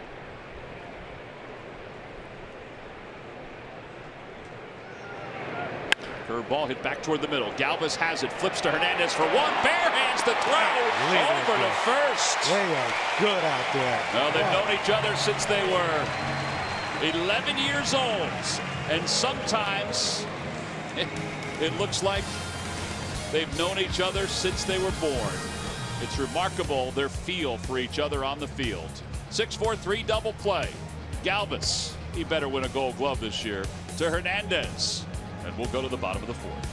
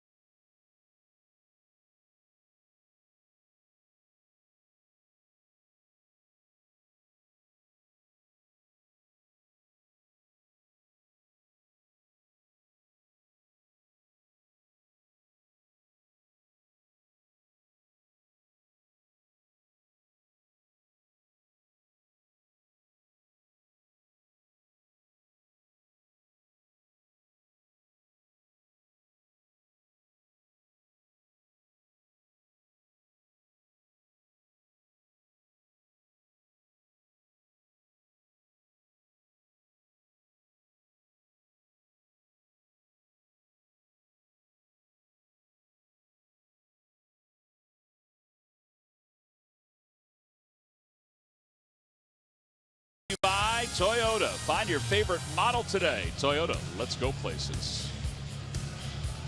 Cesar Hernandez, Daniel Nava talking in the dugout. Daniel, who has taken on such a leadership role with the ball club, talking to Cesar. It looks like about Lugo and how he was pitching him. Next to him was Aaron Altair. Talked to Aaron today, and he said that he's feeling better. But he also reiterated what Pete Mackanin said the other day. He said, I'm not going to be back as fast as I was last time. He said, we're going to take it a little slower. Just because we don't want the same thing to happen. Where he came back and had to go back on the DL quickly. Here's Odubel, who has reached base twice. He's doubled and scored. He walked his last time. 14-game hitting streak, second to Joey Votto for active hitting streaks. Votto is at 15 straight. Changeup.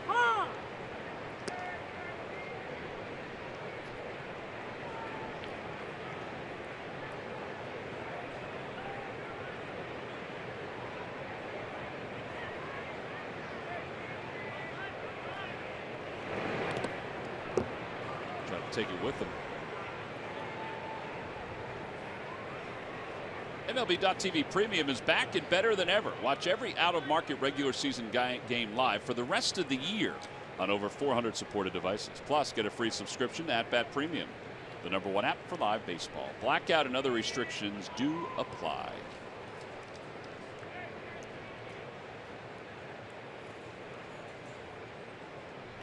Hoskins on deck. Off the plate, out towards second. Walker has it and just barely throws him out.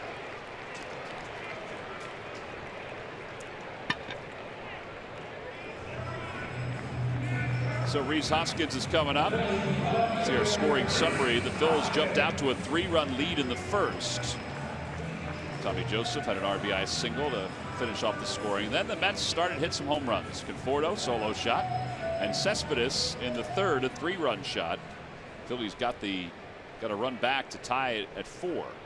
Tommy Joseph's RBI double. Hoskins bounces it foul. 0 for 5. Walked twice so far.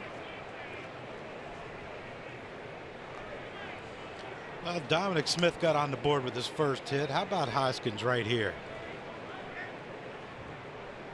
Yeah, just to kind of ease his mind a little bit.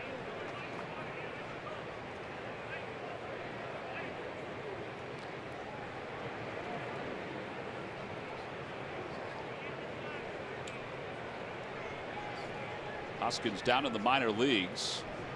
And again, that's the minor leagues. This is a little different level, of course.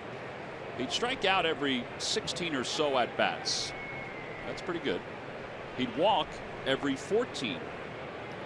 Or walk 14% of his plate appearances. That's good too. Off the hands, out toward left center field. And Conforto and Cespedes are there, and Conforto jabs at it to make the catch. 2 outs.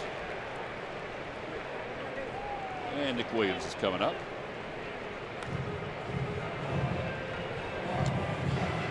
That would just beat him. Just beat him a little bit. Inch higher up on the bat, and there's a souvenir, and I'm sure some negotiating would be going on. Is that what they do now? Like security will come down and get them and say, you know, you want to give the ball back, or do you want? What can we give you? What would make you happy? Some people get an autographed bat. Some people get whoever the best player is on that player's team to autograph something. 1-1. Derek Jeter, when he had his 3,000th hit, that guy got everything. Suite, tickets, jersey, bat. That was number 3,000 then. Well, there ain't many of those floating around. There's a lot of first hits, first homers.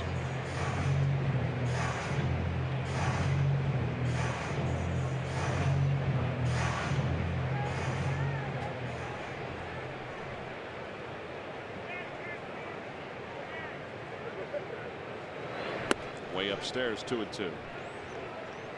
I think I'd ask for if they were going to give anything. I think I'd go jersey. Who? Well, Toby's here. You're here. Let's be Smitty will be here this weekend. Let's be realistic. Breaking ball and a strike 3 call. 1-2-3 inning for Lugo, his first of the night. We'll go on to the 5th inning, all tied up at 4.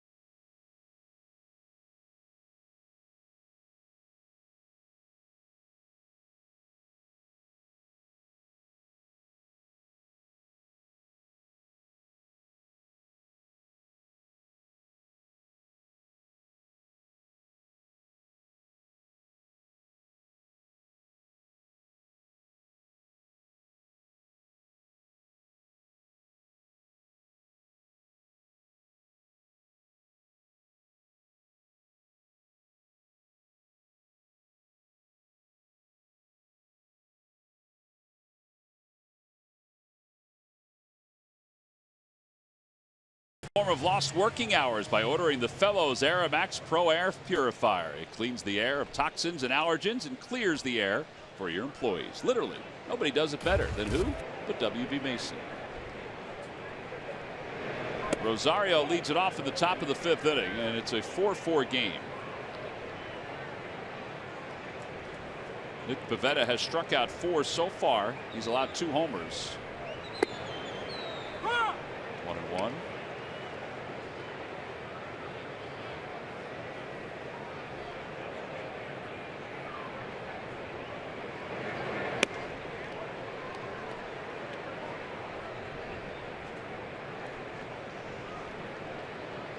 That's a beautiful sight right there.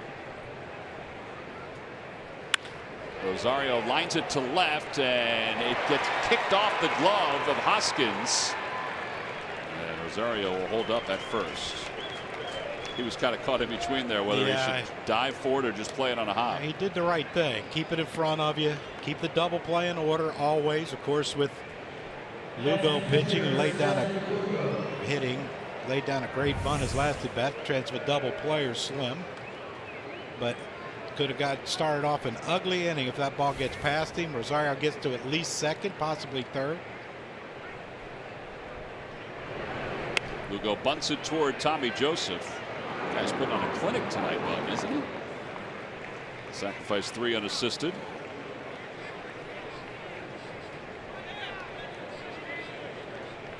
And now Curtis Granderson, who is 0 for 2.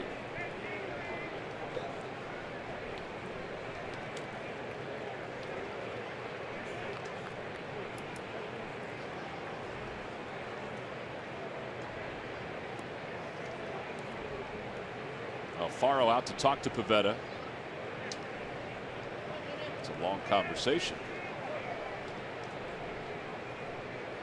This weekend, whether you're out in the yard working or somebody's house barbecue, CSN has you covered. Download the NBC Sports app now to stay connected to all your Philly teams.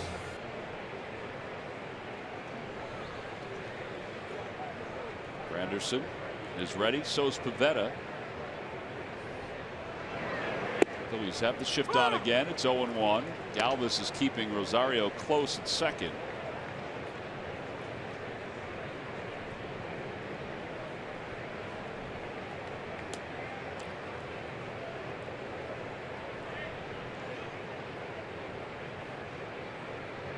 Curveball. Not a bad pitch. Got a lot of the plate.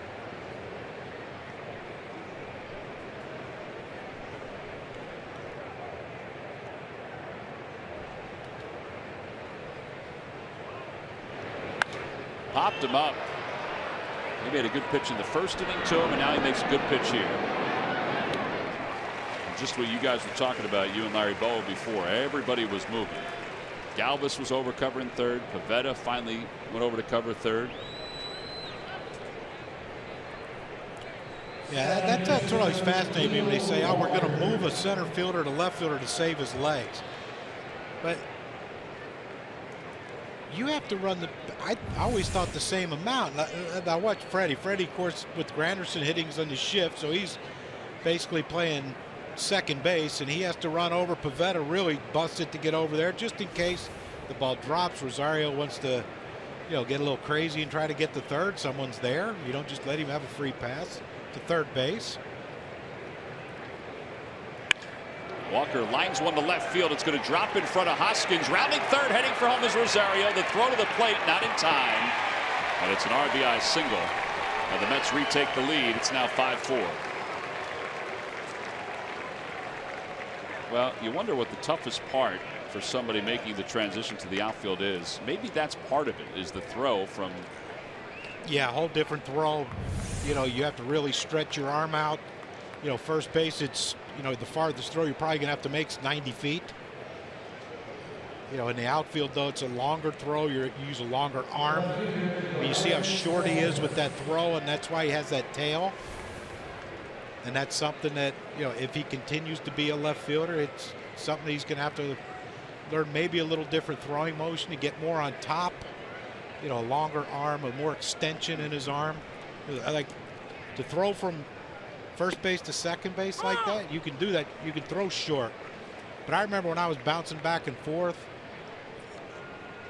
from first base to outfield, it really. And plus, I told you, I'm not smart, so Gary Templeton used to get mad at me because I'd go from left to first.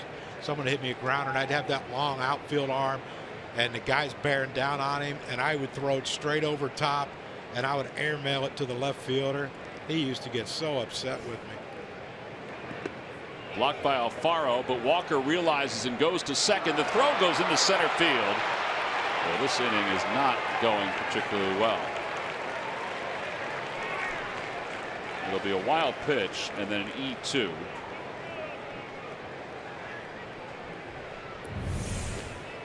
Well, the exuberance of youth. Alfaro makes a great play to block this ball, but a great read by Neil Walker. And then the off-balance throw by Alfaro tried to be too quick. That's one of those you just hold on, you walk it back, give it to Nick Pivetta and say, let's go. Let's bear down on this guy right now. Line drive, base hit to right field. That'll bring home a run. And it's now 6-4 in favor of the Mets. And you wonder with how hard that ball was hit, if he was at second base, would Nick have had a chance to throw him out? Well, that's 4 RBIs tonight for Cespedes. Well, I think, too, that's what makes Cespedes so good. We know about the power. He's displayed it over the years against the Phillies, but he can hit. That's just, okay, I got a runner on third. I don't need to hit a home run to bring him in. Just a little short, reach out, hit one to right field, get this other run in, give us a 2-run lead. Well, Terrian starts to warm up in the bullpen. Say that guy right there, Mark Leiter, is probably not available tonight. No, after some big time work last night, 5 innings, 4 hits, a run, no walks, 7 strikeouts. And the Phillies placed Vince Velasquez on the 10-day disabled list, but brought up Ty Kelly, did not bring an extra pitcher up. I think that kind of tells you that maybe perhaps Mark will get a start. I would think so. In Vince's spot, and then if Vince comes back in those 10 days, he would take the next start. Yeah, I think the hope is that he won't be on the DL that long.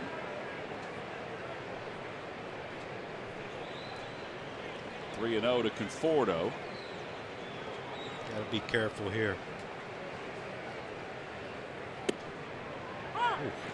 He had a 3-0 yesterday, and he took basically that same pitch, a fastball middle in.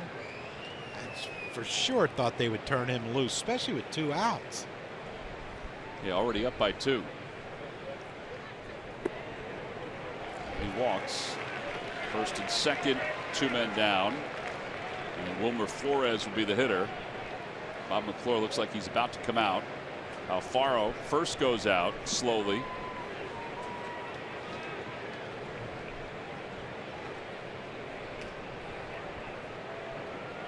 So Mack is waiting.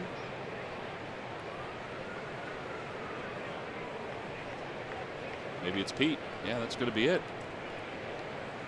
So McCannon's coming out, and it looks like Pivetta is going to be lifted from this game, and Terrian will come into the ball game. Now he hasn't signaled yet. There it is. So pitching change here at Citizens Bank Park. The Phillies trail at 6-4. 2 outs at the top of the 5th. We'll be back right after this.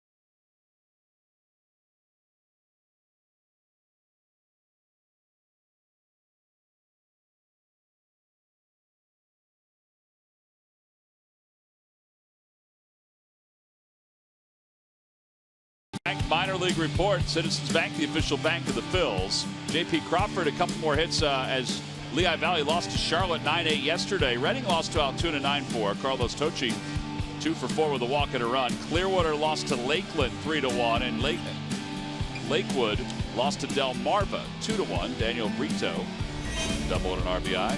Well, Nick Pivetta in his first season here in the big leagues is done after 4 2/3.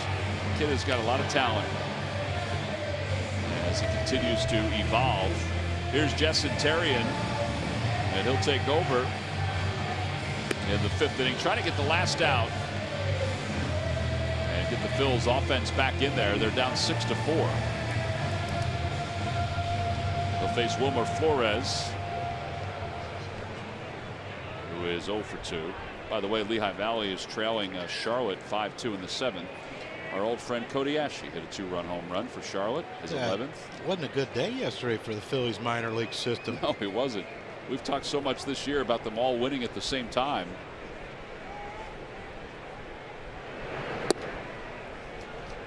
Flores takes a slider outside, 1-0.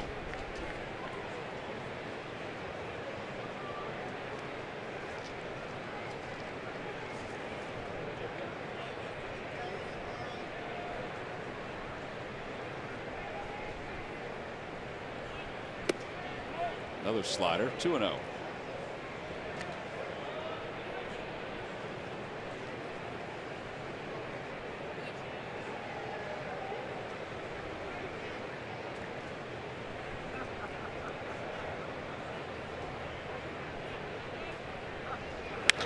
Out toward left field, and Hoskins is back. He's under it and makes the catch.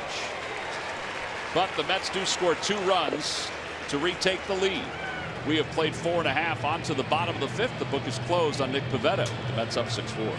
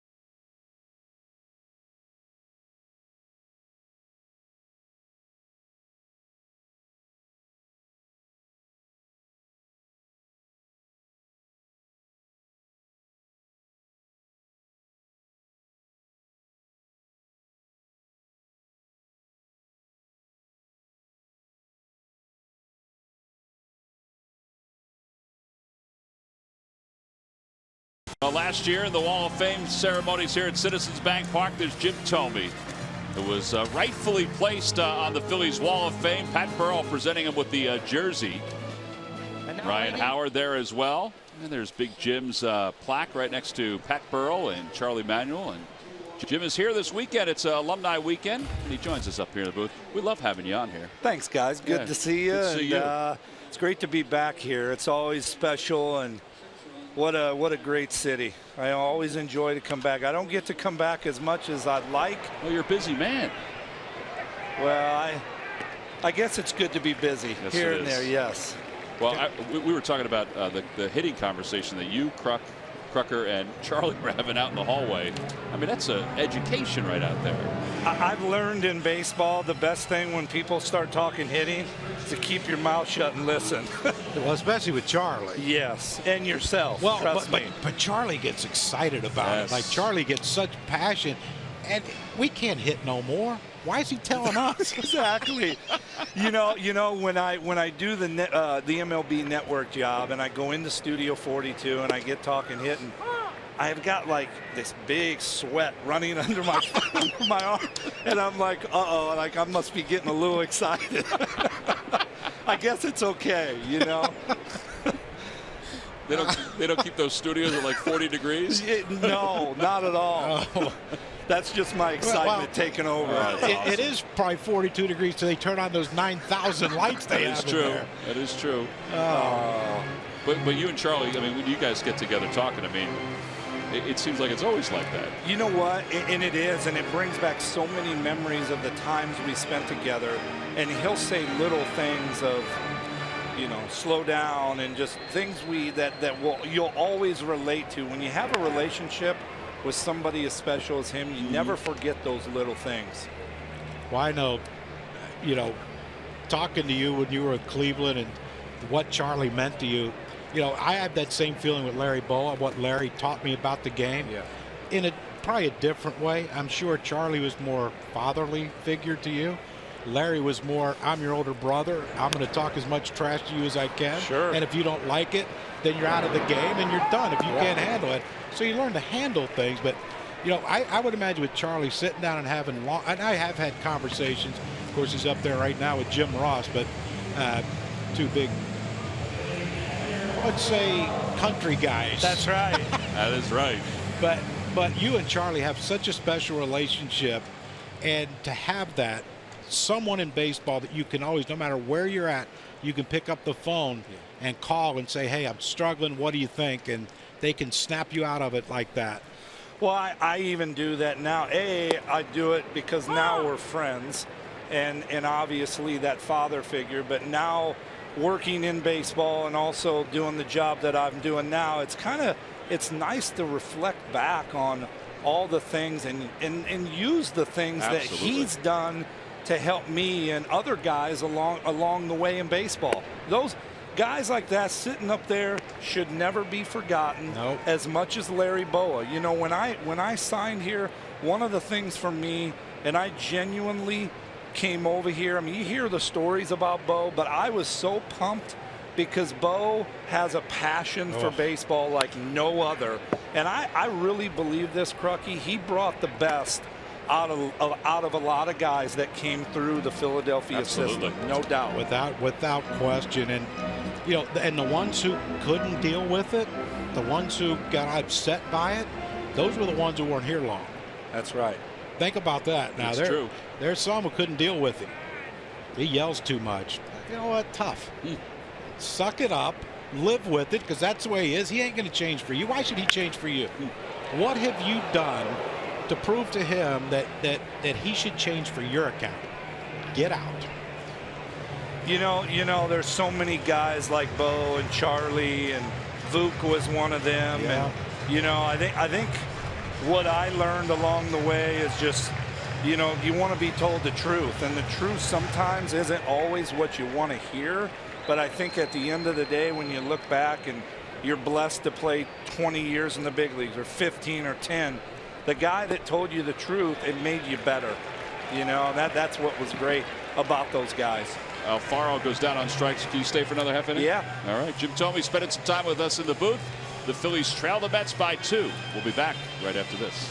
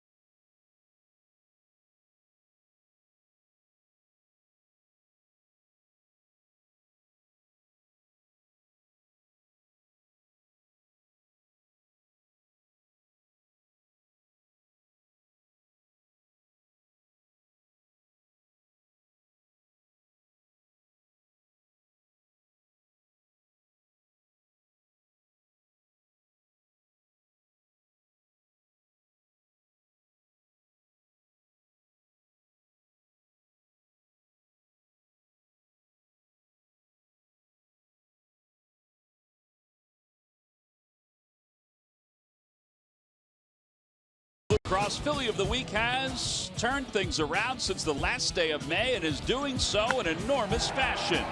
Over the last 2+ months, Odubel Herrera has batted well over 300, and 45% of those hits have gone for extra bases. He leads the team in hits and has already established career-high marks in doubles and extra base hits with over a month and a half of the season to go. He does it with a flair, and it's brought to you by Independence Blue Cross. Live fearless. 6'4" Mets on top. Jim Thome's up there with us in the booth. The game has guys like Odubel, even when you played, right? There was a little flashiness to certain you played guys. With one Manny, right? You know, Manny, I don't think Manny had the flair a little bit, I guess, but you know, it's, I guess you learn new things in the game all the time, for sure. We were just talking about it earlier, and you know, when he hit the triple and he did this, the ball goes past, and Sammy has to yell, "Go, go," you know, before he could score. You know, I said, in some ways you're kind of jealous because I don't think, I know I couldn't, but I don't. Knowing you, I don't think you could have pulled off some of the stuff he does. Oh, no. The double point, you know, when so many scores are up. I could see you doing this. No, I would have been horrified to get on bus number 2 or 1 or whatever it was back in the day. But, you know, I think that's the unique thing of baseball is obviously the game changes to a certain degree. And I think being from that old school era where guys like you guys set the table for us. We screwed it up for everyone. You did. You really did. Well, it's no balls and 1 strike to Rene Rivera. I know you've done so much great work with the Indians, with the White Sox, the Twins. Do you enjoy coming back to weekends like this, whether it be here in Philly, whether it be in Cleveland, whether it be in Chicago or Minnesota? Yeah, because I think the special part of it is baseball is who you are, you know, and the stops along the way is it brings you back to the great times and the people you met and the people in the front office and the workers underneath when you run into them. It kind of fulfills. You know, once you retire, you want to see those people, and you want to interact and with the fans as well. You know, I've been very blessed to play in some great organizations, and it's just been a joy to go back for sure. Well, there's Jim's plaque out in center field on the Wall of Fame. John has his plaque out there as well. I remember when they announced the all-vet team, and after they voted whatever, and I was lucky enough to be the all-vet first baseman. We had to go out to the position, and he was playing first. He was in the midst of, 50-something homers that year? And I just said, I want to thank you. And Jim looked at me and he goes, for what? I said, thank God you weren't here 5 years earlier, or else I would have been sitting and watching this ceremony.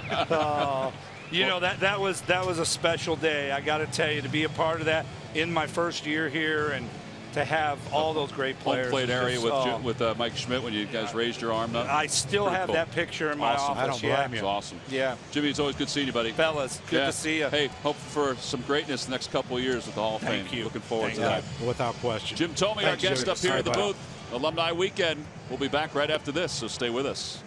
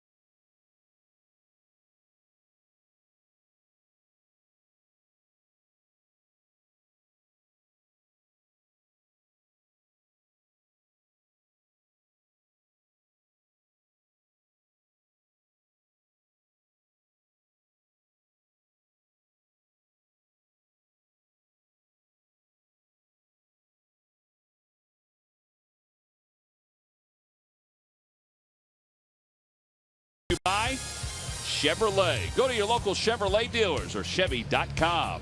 And by Jefferson. Call 1-800-JEFF-NOW or visit jeffersonhealth.org. We move on to the bottom of the 6th inning.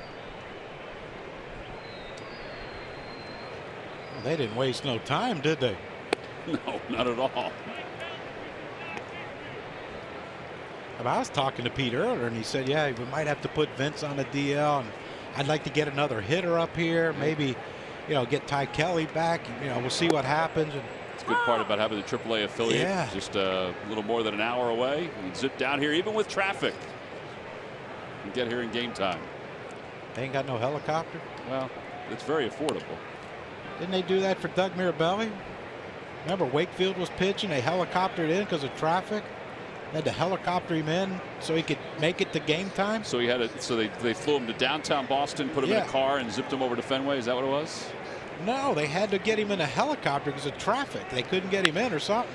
There was I'm sorry. He got a police escort from the airport. I thought he was in a helicopter. But he got a police escort. He came out in full uniform from the car. Yeah. Yeah. Just so he could catch Tim Wakefield. Those knuckleballers. They are knuckleheads. Well, Ty Kelly grounds out here in the bottom of the 6th inning.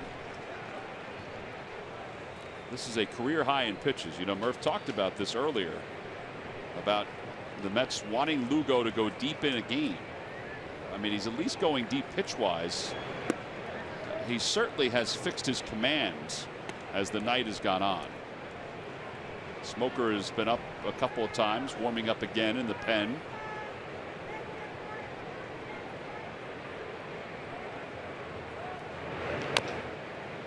Plate foul, 1-1. Isn't that interesting? The way Smoker just went to his neck with the 2 fingers, like his. That's all he needed, John.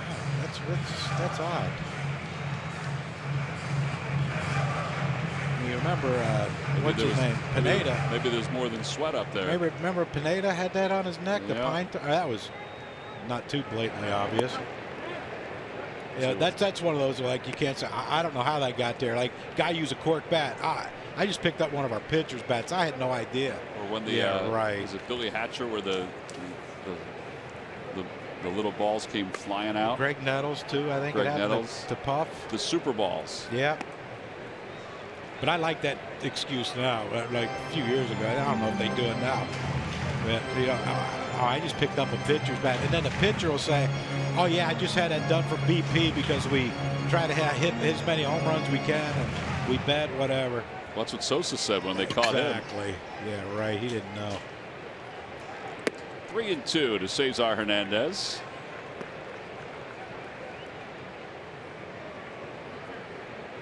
Freddie Galvis on deck.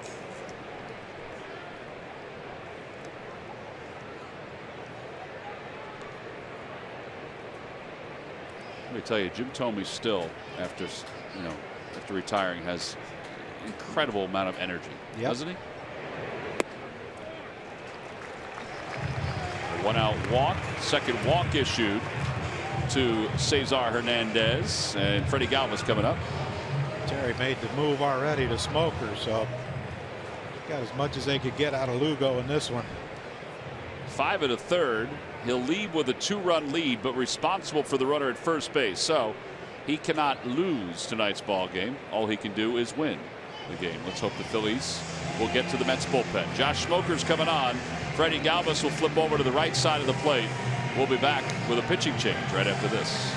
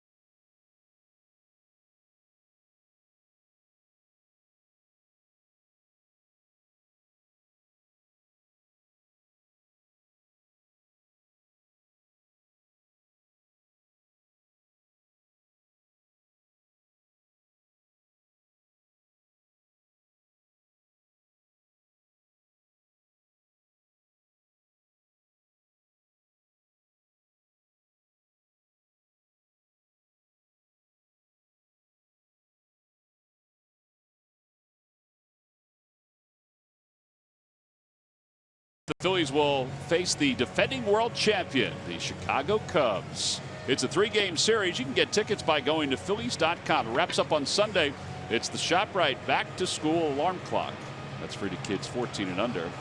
We are right here in the Harry Callis broadcast booth. I'm Tom. John's over there. Who are we looking at? The camera right down there. There we are. Hi, everybody. Hello. Nice to see everybody. We're Well, hoping for a little offense. That hurt.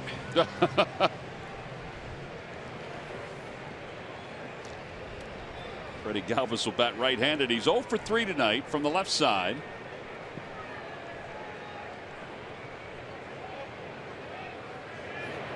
Galvis fouls it back to the screen.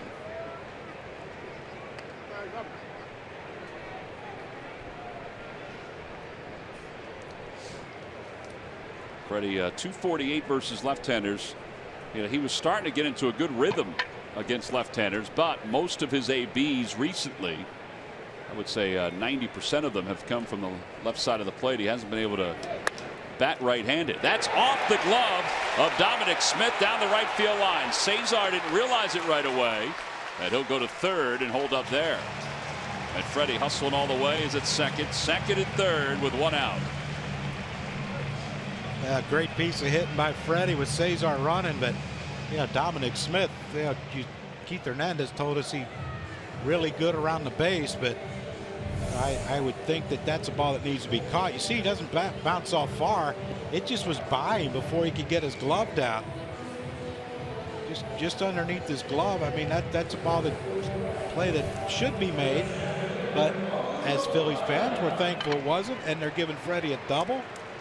So we are all good right now. Yeah, so second and third and 1 out, and here's Odubel Herrera. And the way he's been swinging, it hasn't mattered. Lefty, righty. He's going right up there. Let's see if Smoker challenges him with a fastball early. Does not.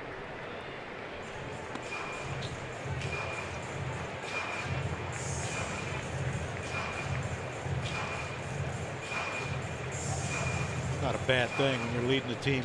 Left-handed hitters leading the team hitting off lefties. It's kind of what Bo was talking about before. He goes, if you know a scouting report on this guy, I'd love to see it.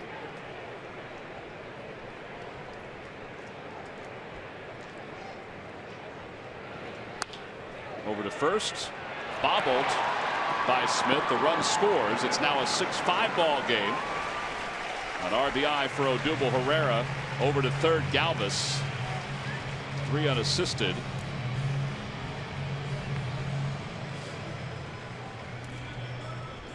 Now you wonder if they're going to just let Rhys Hoskins walk down to first base with the lefty. Well, Terry Collins is out now to talk to the home plate umpire, so it looks like he's going to make a double switch.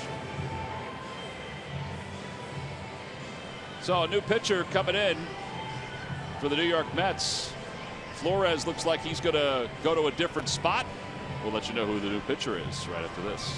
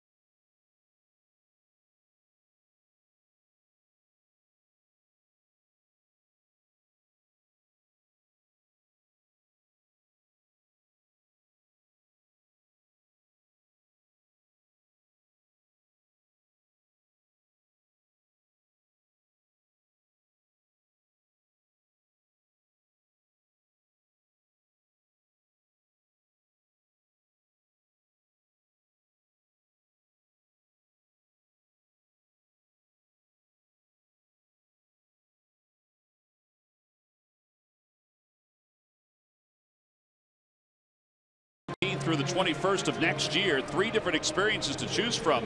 You could be a fan, you could be a player, you could be a general manager. Join former Phils like Greg Luzinski, Jim Eisenreich, Milt Thompson, Mike Lieberthal, Matt Stairs, and many more, including the commish Mickey Morandini. Go to Phillies.com or PhilliesFantasyCamp.com for information, or call 610-520-3400. Wilmer Flores moves in from third base to first base as Drupal Cabrera comes in to play third. And the new pitcher is Paul Sewald. Didn't he come in last night? He did. Pitched the 9th. Yep.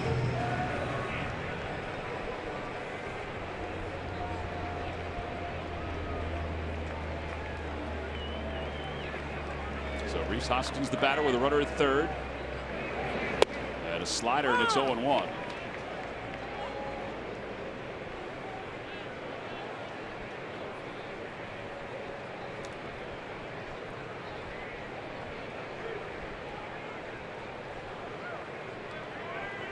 Hoskins tonight is 0 for 2 with a walk and a run scored. And it's 1 ball and 1 strike.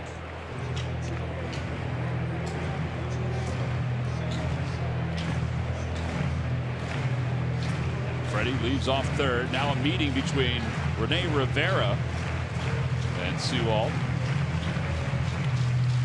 Let's see, we've thrown breaking ball the first 2. What do you want to do here? Pretty bad when he came in. This is the guy he wants to get out. After 2 pitches, you're going to go readjust the game plan. 1 ball and 1 strike. Outside 2-1. A couple of tough sliders to lay off there.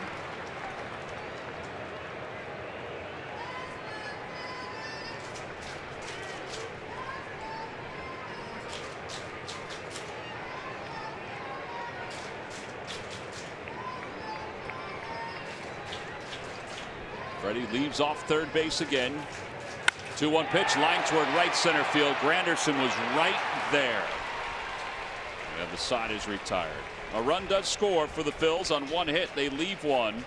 We've completed 6. It's a 1-run game as we go to the 7th here in Philadelphia.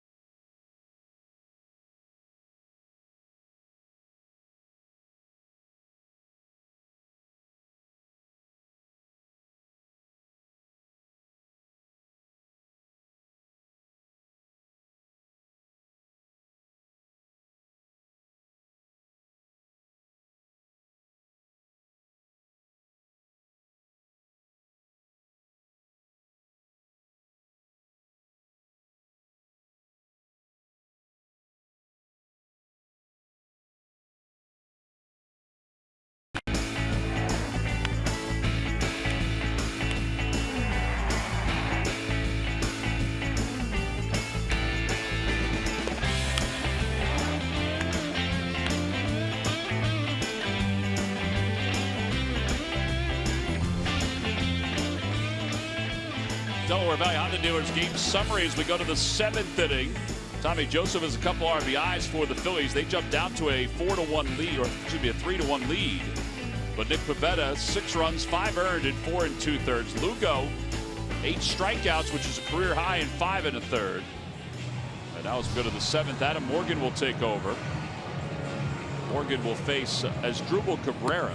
Morgan 0-1 with an ERA of 5.93.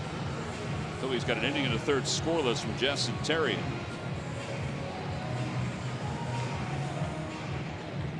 And now they need Adam Morgan to do the same thing.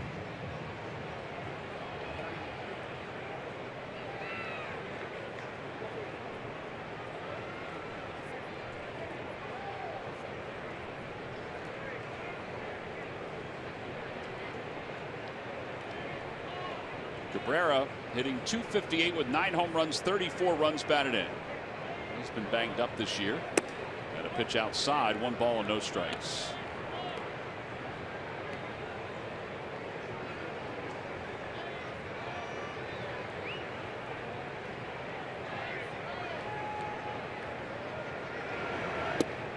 One ball, 1 strike.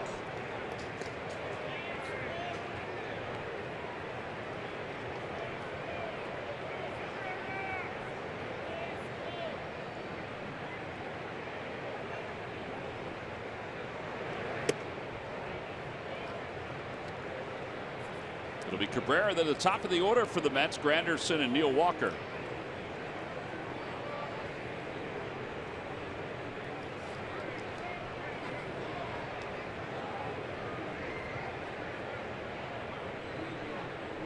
And now time is called.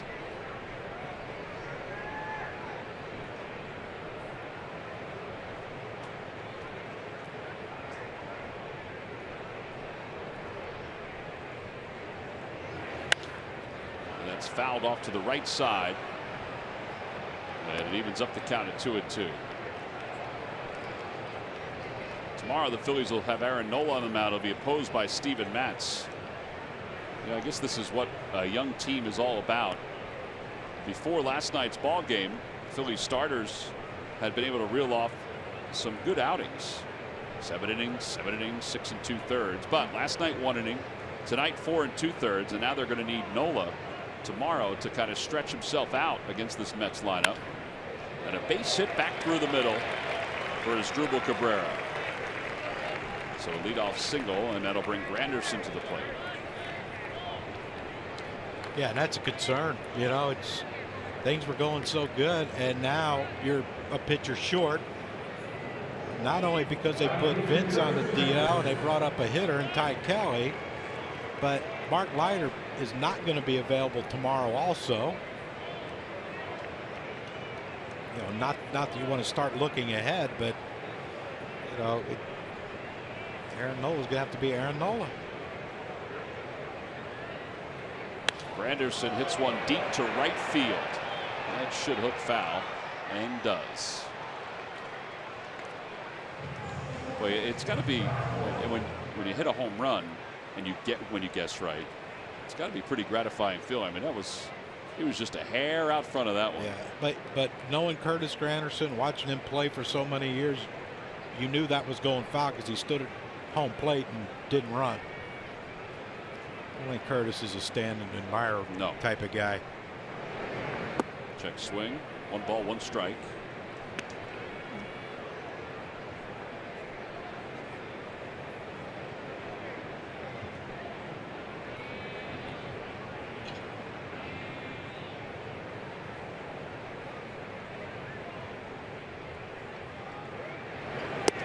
Two and 1.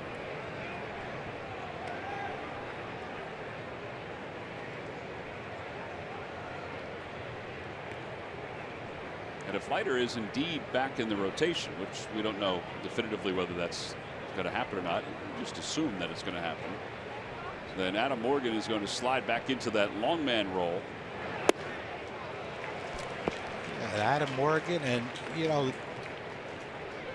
and I'm sure Pete right now in a close game might have a little bit of reservation of bringing in Luis Garcia, who has struggled his last 3 outings. Yeah, Luis was actually throwing in the pen earlier tonight just to try to work on mechanics a little bit. Well, he threw a bunch of pitches last night too, and so you have a figure he's not available tonight. No swings as the third base umpire, Jeff Nelson. Well, you remember Adam Morgan in Atlanta got 3-2 to Enciarte and threw him a 3-2 slider, and Enciarte swung and missed. It was out of the strike zone. I don't know if it'd be much of a surprise. He throws over here and tries to catch Cabrera running.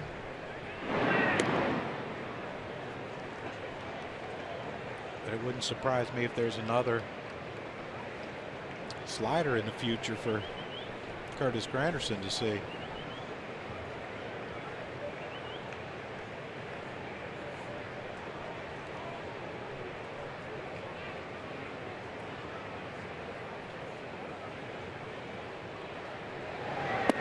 And a strike 3 call. That one froze him. Well, apparently Curtis wasn't watching the Braves game. He's looking for that fastball. Take a look at pitch cast presented by Mazda. It's about as borderline as you can get on that borderline, ain't it? Look at a pitch cast. You know, watching it live, I thought it was a great pitch. They cut part of the plate, the whole thing. Pitch cast told us a little different story.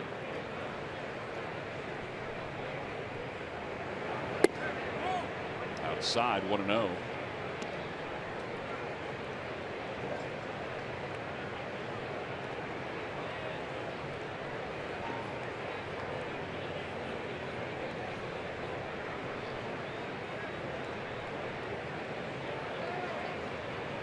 Cabrera short lead off first.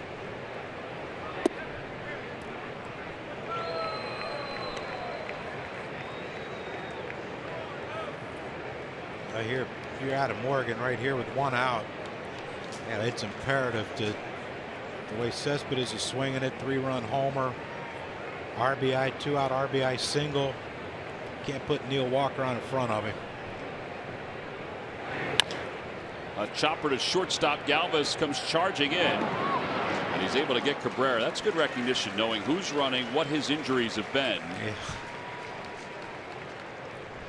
Time now for our Jeep Stuff the Fans trivia quiz answer. All right, John. Jimmy Rollins is the Phillies single season leader in at-bats with 716. Who is number 2? I'm going to go with Odubel. Odubel, not a bad guess, and he may surpass Jimmy one day, but he is not the correct answer. At first I said Lenny. I thought Lenny might have. Lenny used to rack up the at-bats. Then I don't know. Well, this guy used to be a leadoff hitter and was really fast. And Doug Glanville? No, not Doug Glanville. And was a big part of the '93 Philadelphia Phillies. Sammy? Juan Samuel. He didn't play with us in '90. Yeah, but he brought Dykstra over. And, yeah, I guess. 1-1. Log back on to Phillies.com to find out if you're the winner of Phillies prize pack. That's a special man right there. Yes, he is. Good man.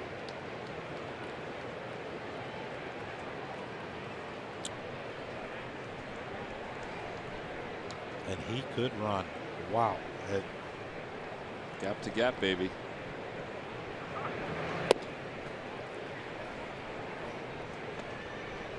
Yeah, so getting back to this fielder's choice, Freddie had great awareness. Yes. But I was hoping he would throw it to first. So then you walk. Take the temptation out of trying to pitch around him and maybe making a mistake. Get the lefty-lefty matchup with Conforto. You know, Pete and I were talking about this the other day. Walking somebody with a runner at first and the base not open. He did it once this year. And you know, he realizes, and he says this, that it's kind of an unwritten rule. He shouldn't do it. Yeah. He said, but don't be surprised if I do it one time. Well, you remember when Buck Showalter in Arizona had a 2-run lead, bases loaded, 2 outs, Barry Bonds hitting, and he walked Barry intentionally to make it a 1-run game, and they ended up winning the game. Buck said, you know, we couldn't get him out. So what do we do? Let him, hold him to a single and 2-run score and tie the game? Easiest RBI he ever had. I think Barry was in shock. I mean, if you ever seen video of it, he looks like, are you kidding me? The base is loaded and they're walking me?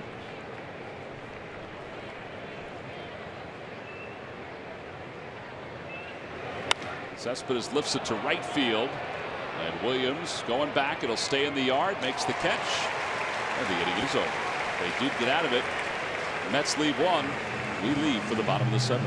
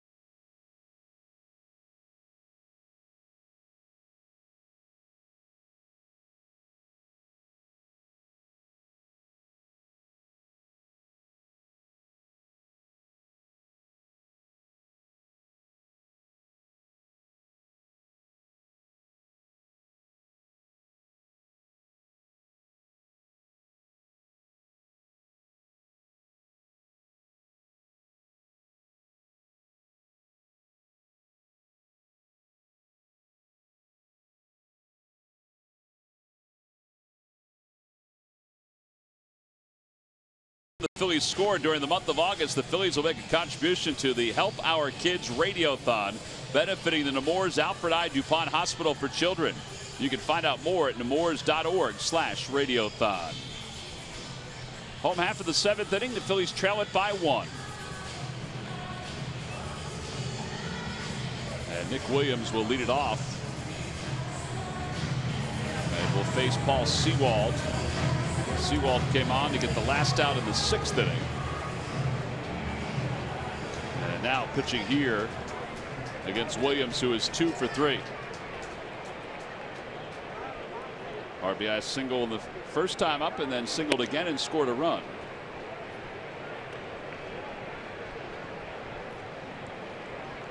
We watched the walk of Barry Bonds with the bases loaded that John was talking about in between innings. There's a check swing, and the look of astonishment on his face was fantastic. I don't know if he was more astounded or Brett Maine, who was the guy that was hitting after they walked Bonds. Well, that's what Buck said. He said, what's the chances of, you know, who do we take our chance with? Right. Greg Olson and his curveball were pitching in that game. Yeah, or Brett Maine. He lined out to right field, and that ended the game.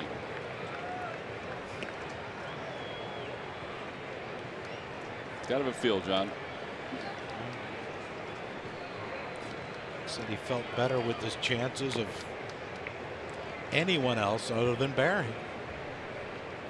2-2 pitch to Williams. Swing and a miss. Got him with the slider. One out here in the bottom of the 7th. And Maikel Franco is coming up. He is 0 for 3 with an RBI tonight.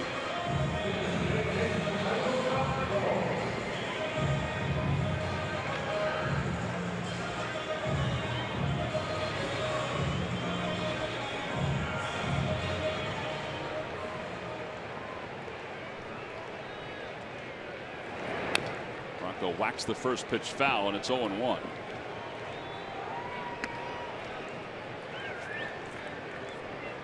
Some more action getting up in the Mets bullpen.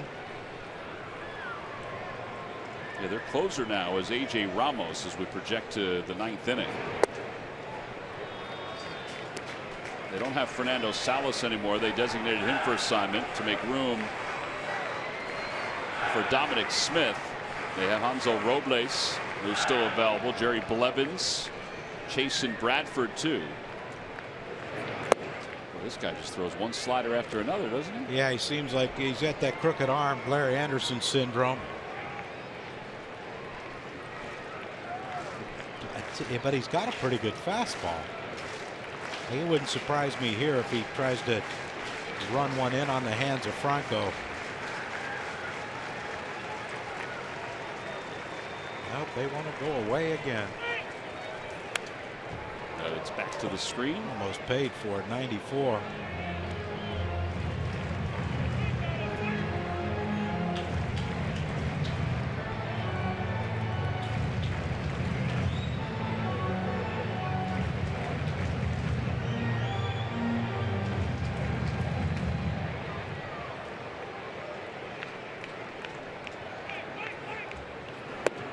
Two and two. Today's Friday, right? Friday. Smitty's here tomorrow. Tomorrow, yep. Tomorrow and Sunday. 3-2. Ben's back on Monday. Going out west. Yeah. Playing in the Phillies alumni golf outing. You gonna win first place? No. Huh. No. Well, yeah, maybe this year Bo is not there.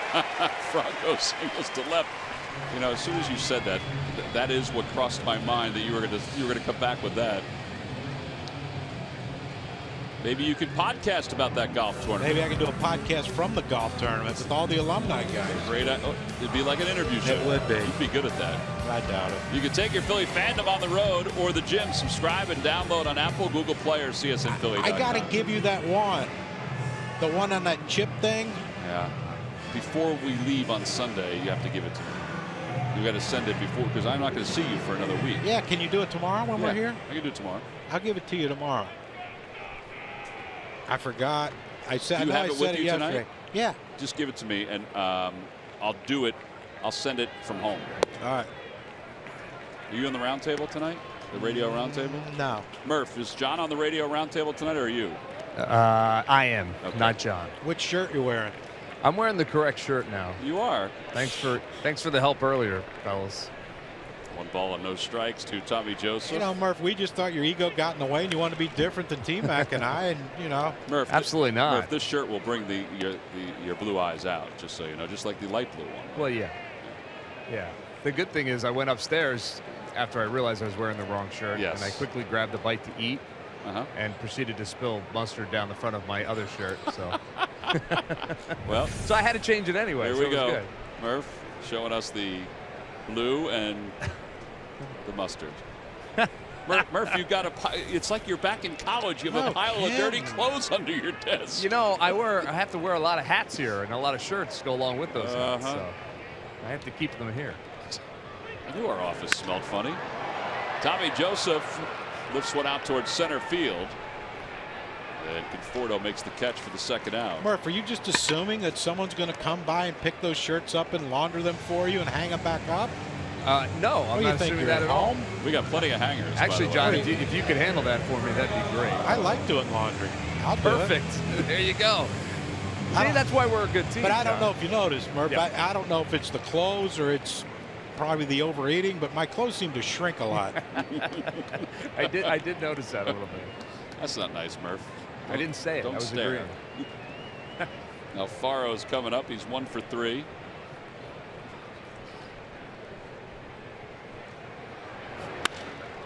Now toward right field. Granderson will make the catch. No runs, 1 hit, and 1 man left. We'll hear from Goose and Boone and the rest of the bunch in the next half inning. He'll update us on what's going on around Major League Baseball.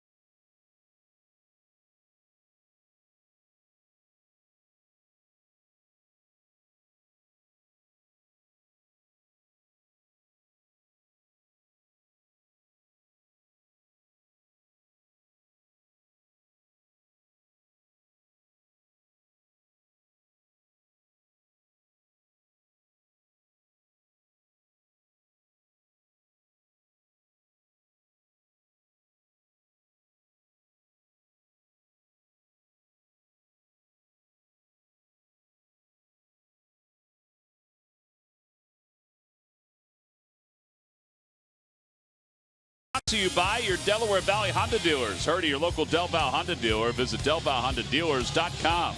By WB Mason. Who bought WB Mason for fast free delivery? Nobody does it better. And by Nissan. Shop ChooseNissan.com.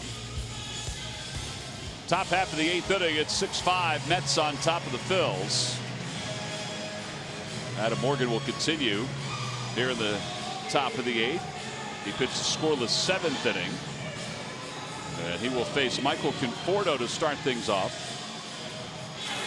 Time now for a Hyundai defensive play of the game. And we've said this quite a bit this year about our Hyundai defensive play of the game. A great flip to Cesar. Look at the range by Freddie. Quick transfer to hand. Back flip to Cesar. Cesar the barehanded Tommy Joseph. And that is our Hyundai defensive play of the game, brought to you by your local Hyundai dealers. And we should keep count. How many times our Hyundai defensive play of the game is something started or finished by Freddie Galvis? More often than not, right? Oh, he's incredible. No balls and 1 strike.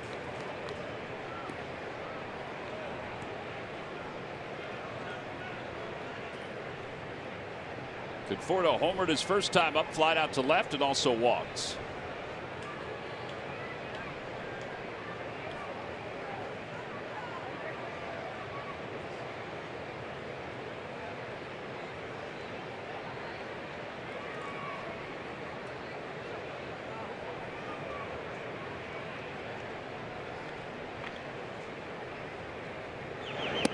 On the inside corner, 0-2.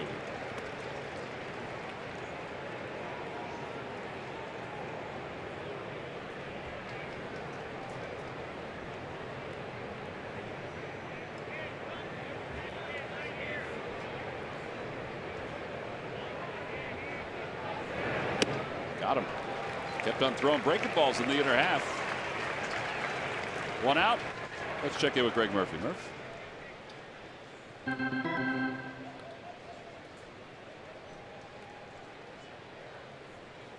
Tom to Murph. Tom to Murph. I think Murph may have run out of batteries. He's changing his shirt too many times. Maybe got mustard on it on the.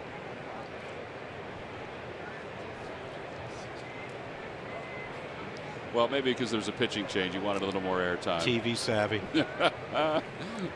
Pete McCannon's out to get out of Morgan. We'll let you know who the new pitcher is.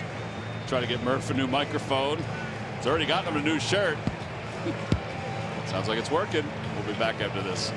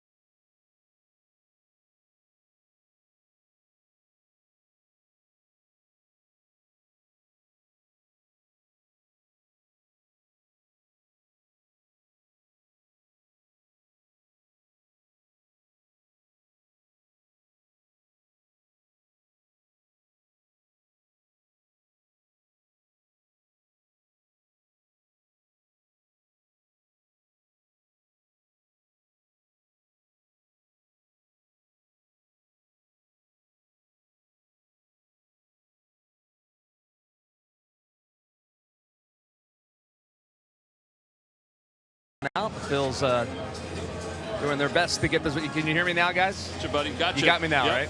I fixed the mic by banging it on this ledge right here. It's like an old TV set. That's right. So it's time for our unlimited baseball break presented by T-Mobile. And hey, Phillies fans got their got a look up close and personal of Nolan Arenado out there in Colorado. But believe me when I tell you, they're not the only team. How about this? Tonight, he hits a 2-run home run against Miami, and they are RBIs number 99 and 100. And we're in just game number 112 for them. 100 RBIs already for Nolan Arenado. That is absolutely unbelievable. And the news not as good for the Pirates, who watched Andrew McCutchen double in their game in the 3rd inning. He ended up on second base. He was leading off second base when the next batter was up, and all of a sudden grabbed his knee, came up lame, had to hobble off the field, left the game with an apparent knee injury. Wow. So not good news. He's certainly been one of the hotter hitters of in the last couple of months for the Pittsburgh Pirates, but he had to leave tonight's game, so we'll get you updated on just how serious that injury is when we know more. But how about Nolan Arenado, huh? It is incredible. Not only defensively, but also offensively. Flores hits one off the scoreboard in right, and he'll hold up at first. By the way, you saw Daniel Nava over at first base, the double switch with Adebray Ramos coming in. Means that Nava will bat 9th and Ramos bats 7th. And Brandon Nimmo will pinch hit for the Mets.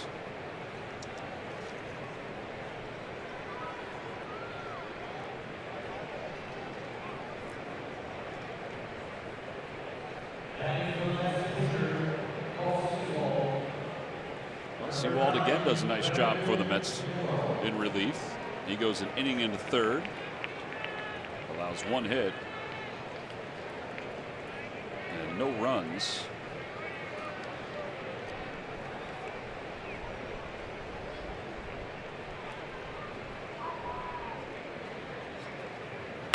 Line drive, base hit to center field. Flores stops at second. All right, so first and second and 1 man down. And Rene Rivera will be the hitter.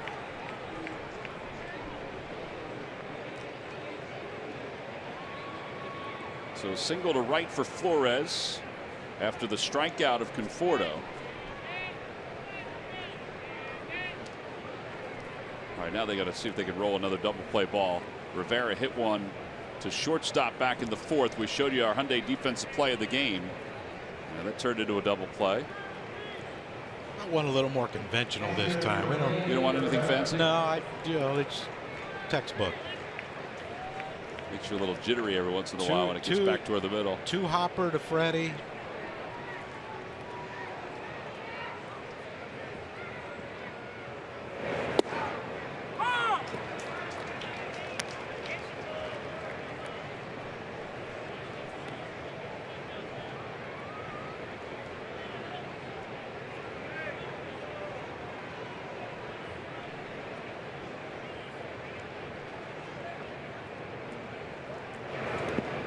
Dirt, 1 ball, 1 strike.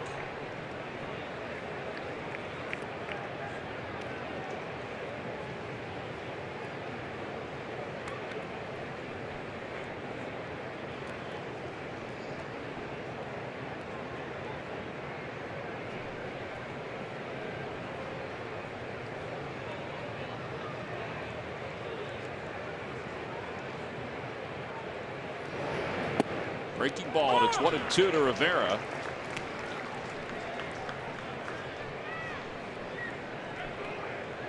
Pretty good one right there by Ramos. He had Rivera all turned around on that one. Got him again. This one went a little farther out of the strike zone. They throw it at third, and Flores is out at third base. Well, that's an unconventional double play. Flores felt like he got his hand in there. They're asking the Phillies to hold up as they take a peek at it. Now Terry Collins waves it off. It's a strikeout, throw out, double play. That's kind of odd. Yeah, I don't know what Flores was thinking right there. I don't know if he thought that ball was bounced and got away from Alfaro, but I'm sure this is also something that they're going to talk to Alfaro about setting his feet before he throws. Yeah, just drop the tag.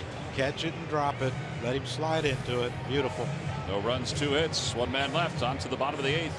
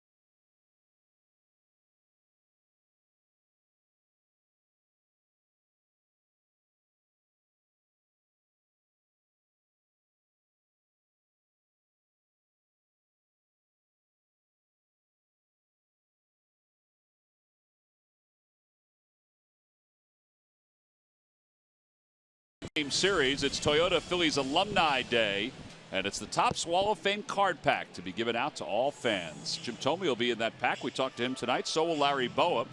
Crucker will be in there too. Sammy, Charlie Manuel. The list goes on and on. Coming out to see the Phils and the Mets wrap up this 4-game series. Hopefully on Sunday the Phils will be looking to win the series. But first, they've got to erase a 1-run deficit here today. And Jerry Blevins, boy, he's had a good year. What a trade this has been for the Mets, and then a re-signing. Daniel Nava will lead it off. And a curveball in there, 0-1. Talk about situational lefties, how hard they are to find. They got him from the Nationals. They traded Matt Dendecker for him originally.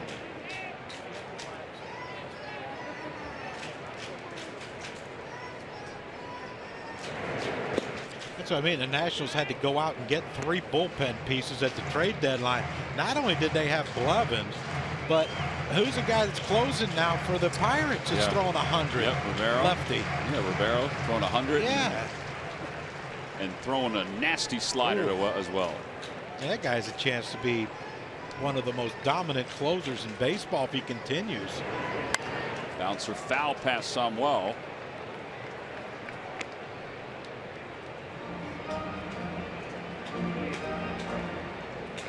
That's a happy little fellow.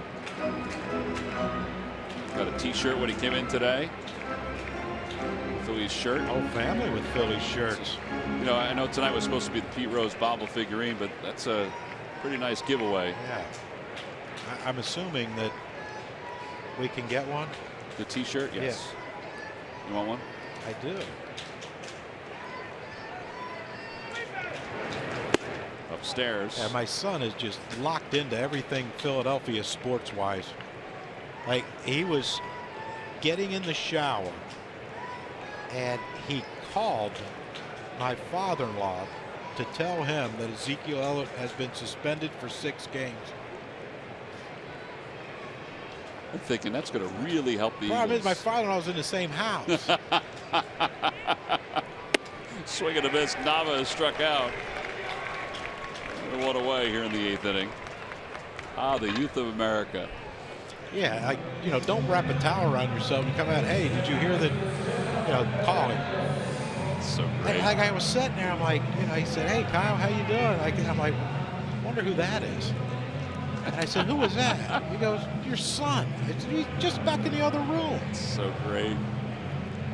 He said, yeah, he wanted to tell me about it. And then my son has a Matthews. I guess Matthews got released today by the Eagles. Traded to the Bills. Traded. And my son has a Matthews jersey. And he said, yeah, I guess I can't wear that anymore. He's not with us. Yeah, it was a lot of doings going on in the NFL. Bills traded Sammy Watkins to the Rams. Yeah. Jordan Matthews went from the Eagles to the Bills.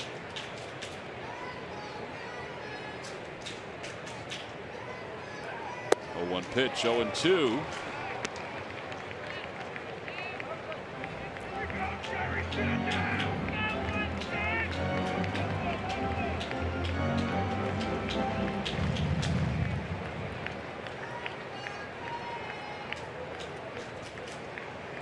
In the dirt, and it's 1-2.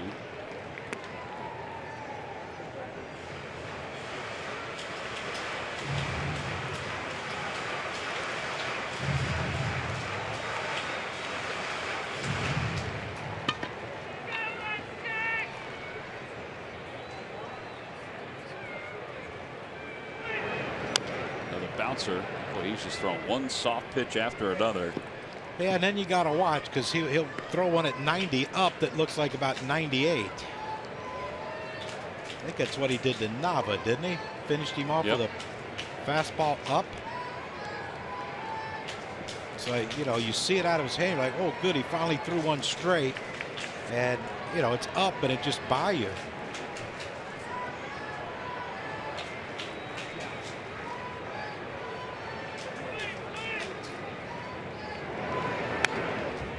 There's 90 right there. Yeah, but that was down in a good hitting zone. If that was up, I don't know if Cesar would have swung at it, but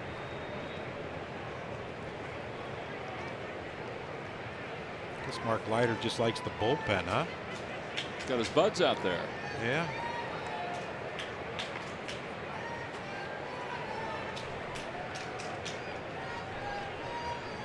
Okay, the dirt, and it's 2-2. Cesar will be followed by Freddie Galvis. The Phillies have 10 hits tonight. There's A.J. Ramos, who the Mets acquired from the Marlins. Folks were wondering, well, why? Well, eventually they traded Addison Reed to the Red Sox. They needed a closer. Probably need one. Probably not What sure was that trade? Addison Reed went to the Red Sox. Yeah. Ramos. Mets got him from the Marlins. Younger, maybe. Controllable. Controllable, younger.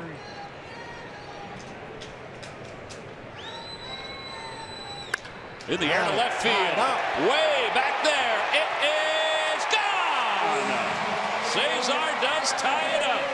His 7th home run of the year. It's a 6-6 ball game.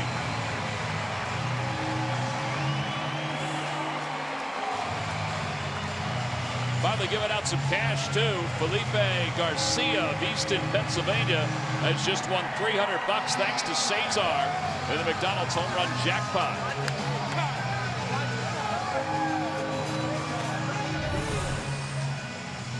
Well, we keep talking about it and talk about it. If you don't change location every once in a while, you're going to get hit. And like you said, if Blevins wants to throw that fastball, he has to elevate it to make it look harder.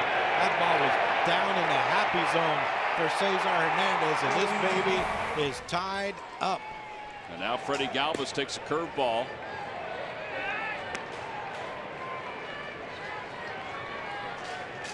Freddie is doubled tonight. That was his last time up under the glove of Dominic Smith, who was at first at the time. Inside 2-0.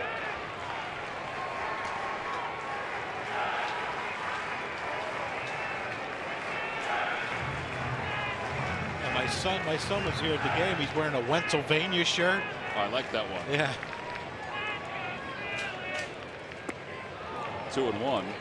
Bought an old retro Julius Erving jersey this summer. I like that one too. Old Sixers with the stars.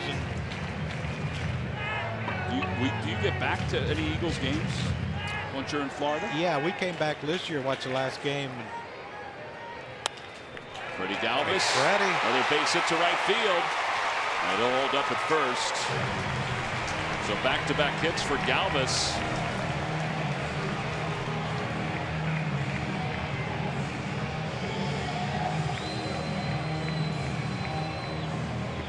Hey, I like that. Freddie's hit a double down the first base line. Smith maybe could have caught it, should have caught it, whatever, but it's still a double. And then that one right there.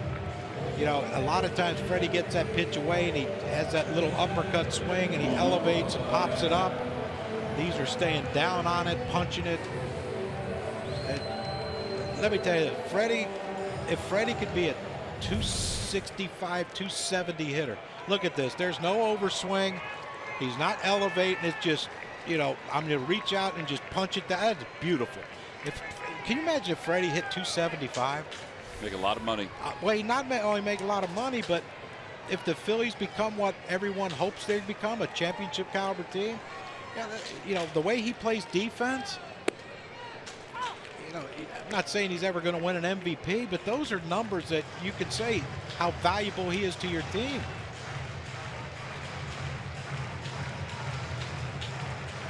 You know, the 20 home runs, that's all fine and dandy, but man, if he can hit at the top of the order, the way he can run, get on base, steal bases, create runs with his legs.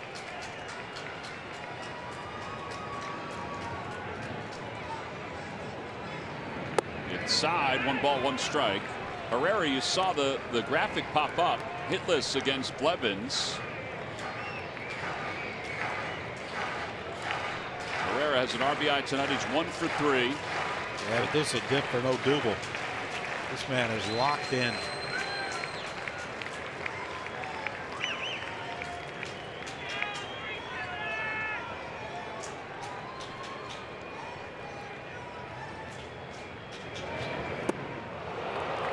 Way off balance on that breaking pitch. That lock might open up a little bit on that pitch. You know, we've seen this often where he'll look Yeah. like he's lost against certain breaking pitches, but then he comes back and makes it. Go back to the at-bat in Atlanta. Yeah. Yeah, the heart was in it. The you-know-what wasn't. Yeah, Tehran threw him two nasty breaking balls. Then he threw a nastier when he hit it for a home. It's amazing, this guy. And he lines that one into center field, a base hit. Well, he stayed back perfectly on that. And it's first and second with one out. Rhys Hoskins is coming up. And let's see what Terry Collins does.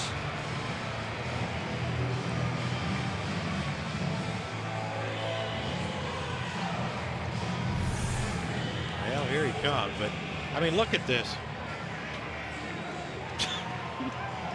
But that's what I mean. You know, you could make him look foolish. Like so many guys are afraid to be embarrassed on TV in front of a big crowd.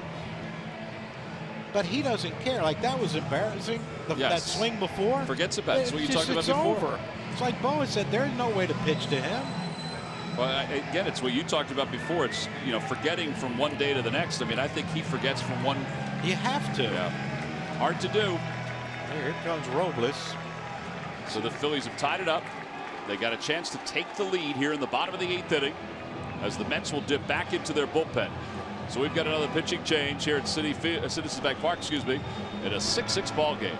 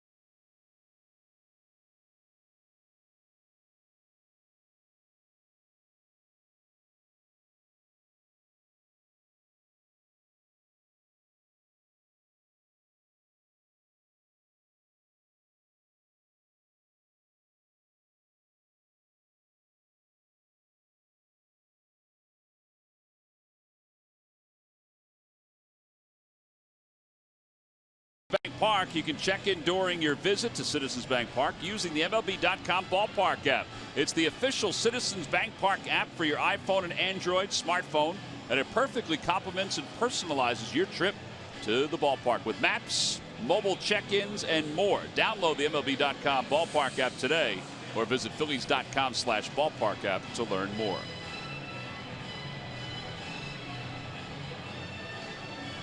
Hansel Robles will take over for the Mets, and the Phillies have runners on first and second with one man down.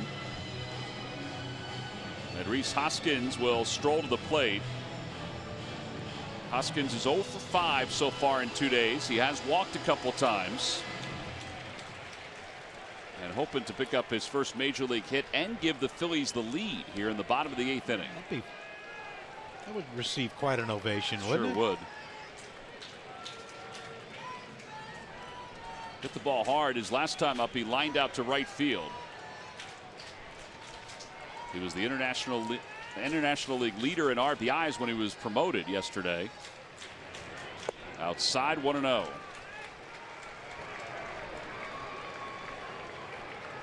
He's allowed 50% of the runners, the inherited runners, to score.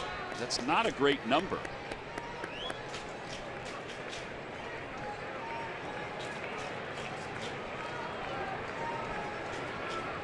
One ball and no strikes to Hoskins. 2-0.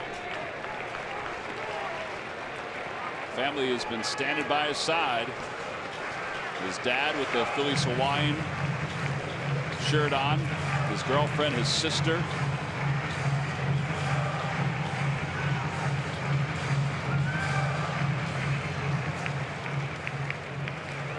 Can't imagine what they're going through.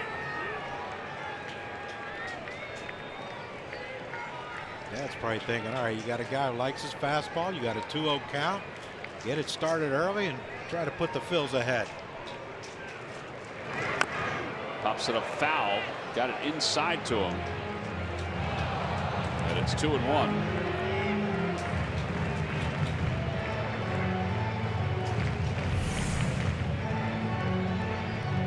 Wow, that really ran, didn't it? It really ran, but I mean, that's wow. He hit that off the pine tar. I mean, look how far he missed location with that. And again, that's a young player. We talked about his discipline, his balance, but that's a young player that said 2-0. I'm looking for a fastball. He threw a fastball, and he was going to swing at it no matter what. I mean, that ball was a good 6 inches off the plate in. Down the right field line, and that will be out of play.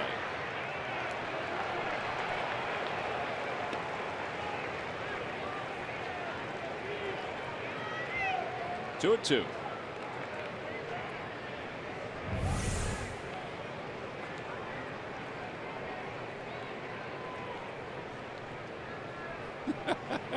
It did eventually go foul.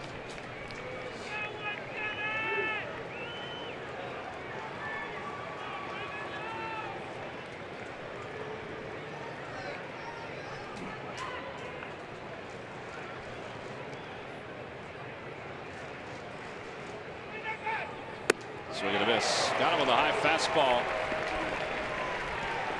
2 outs here in the 8th inning. At a tie game, and Nick Williams is coming up.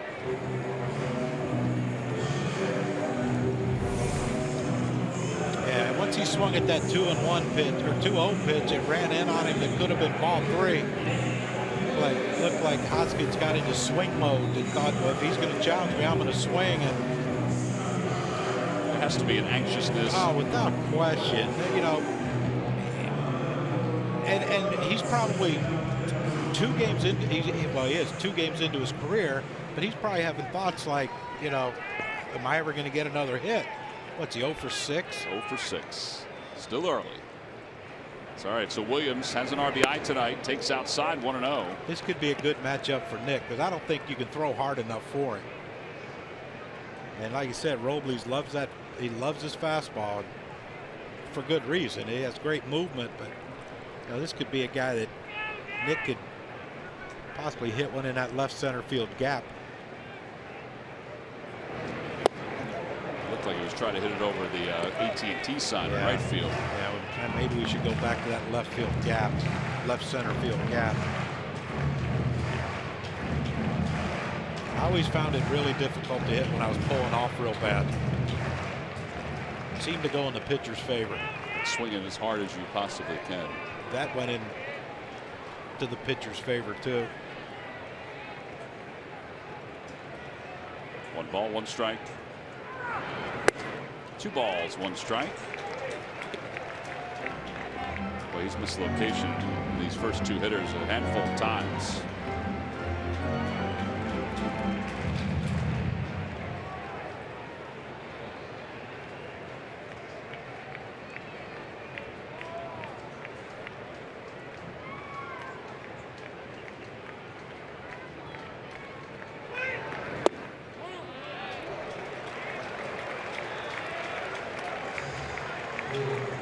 If I'm Nick right here, I'm looking, you know, like you said, you get started a little earlier.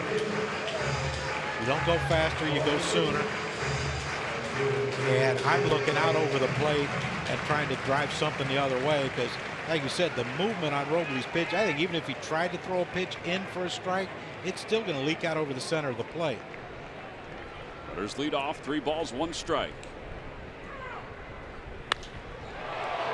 Fly ball down the right field line. It's not deep. Granderson is there, and he makes the catch, and the inning is over. The Phillies, though, do tie it up on Cesar Hernandez's solo home run. They leave a couple. Cesar, his 2nd home run since coming off the disabled list, and he got into this one pretty darn good. So we'll go to the 9th, all tied up at 6.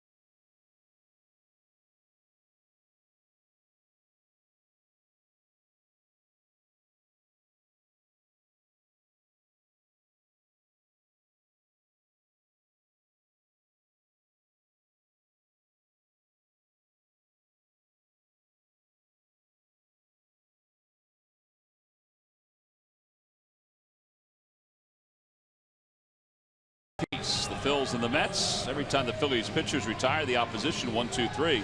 Comcast will make a contribution to Phillies charities. Phillies baseball is brought to you by Xfinity.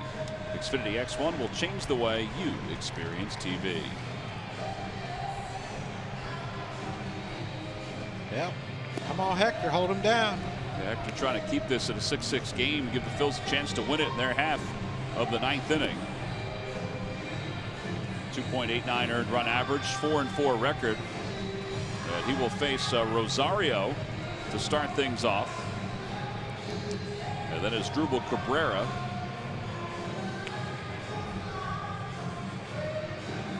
Phillies tonight, by the way, are 3 for 12 with runners in scoring position. They've left 11, counting the 2 that they left at the bottom of the 8th inning. All right, so Rosario's 2 for 3 tonight. Well, Pete was right. They are playing better than they did last night.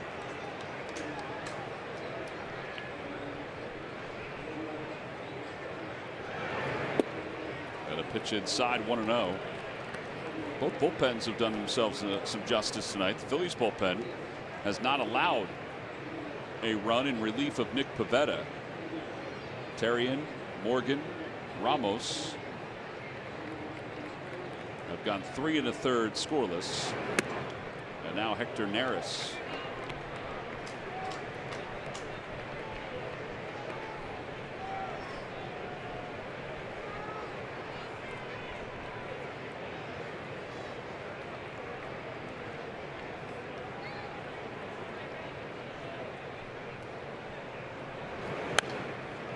Swinging 2-0. Got a 95-mile-an-hour fastball and hit it foul. Yeah, that if there's any Achilles heel with Hector, it's been getting behind in counts, especially early in the order. You know, early in the inning. Seems like it takes him a while to get settled in to get that command. Out to right center field. That's well hit. Williams going back. So is Herrera. And Rosario has just given the Mets the lead with a 9th inning home run. It's now 7-6. That's his first major league home run.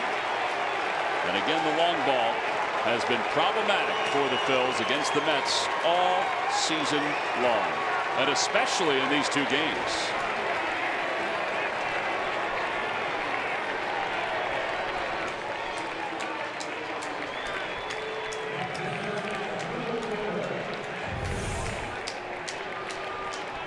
Yeah, look where number 3 is. The 3rd pitch of the at-bat. Watch where number 4 is. Same exact spot. And that has happened twice to Phillies pitchers in this game. A lot of dancing going on and happy guys. I don't blame them. Cabrera lines one to right field, and that's going to be in for a hit. Off the fence, it dies, and that allows Cabrera to get to second base. So he slides in safely. He's 2 for 2. Well, that has woken up the Mets fans here. Yeah, look, I understand Hector's upset. You just gave up, your team battled to get, tie the game up. You come in, 4 pitches into the inning and you give up a home run to lose the lead, but 1 run's manageable. We got some power coming up in our lineup in the bottom of the 9th inning. 1 run's manageable, but if you let this thing get away from you, give up 2 or 3 runs, you're asking a lot from your offense to try to get. You can get 1 or 2 back, but it's tough to get 2 or 3 back.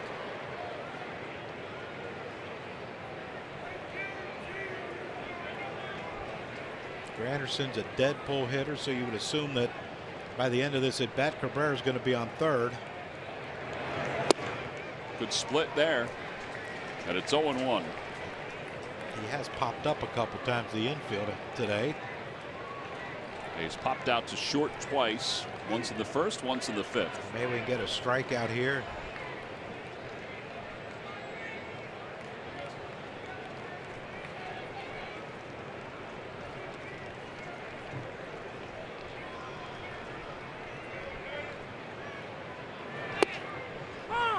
Another split on the inner half, and it's 0-2.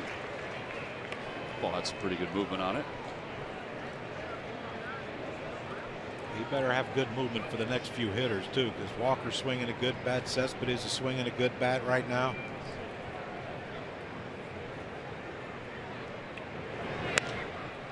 Fly ball shallow left, and Hoskins comes running in.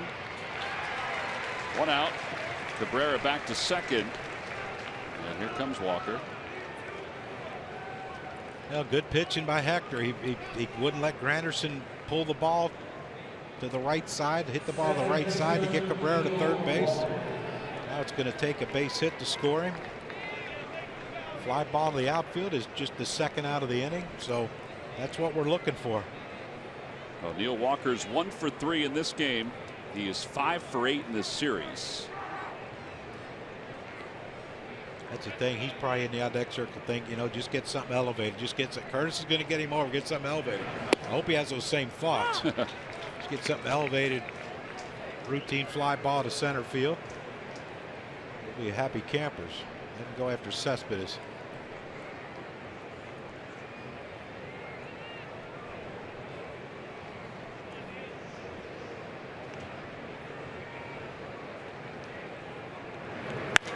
Over to the right side, base hit for Walker, rounding third, and being held there is Cabrera. It'll be first and third with 1 out. Well, the Phillies have certainly woken up a couple of hitters, haven't they?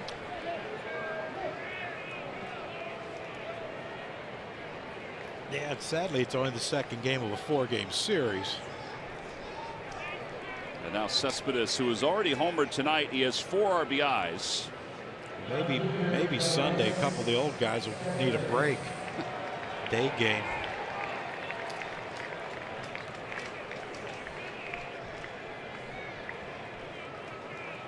Cespedes now has 9 career home runs here at Citizens Bank Park. Strangely, it's more than any other visiting ballpark.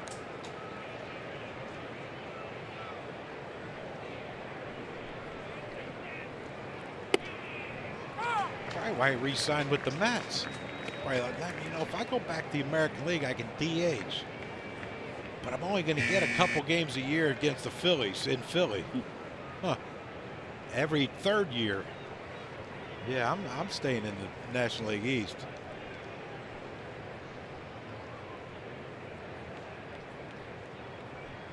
Double play him, Hector. Split-fingered fastball, and the count is now 0-2.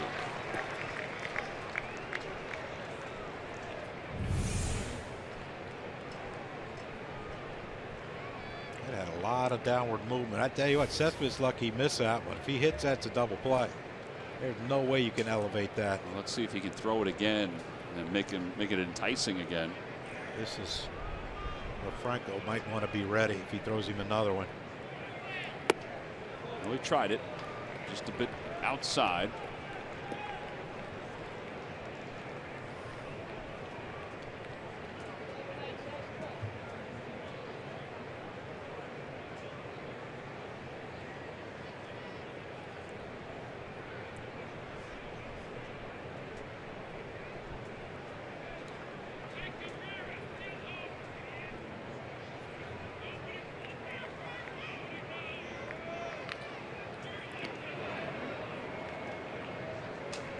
Hector, when he throws over to first, got that low 3/4, doesn't he?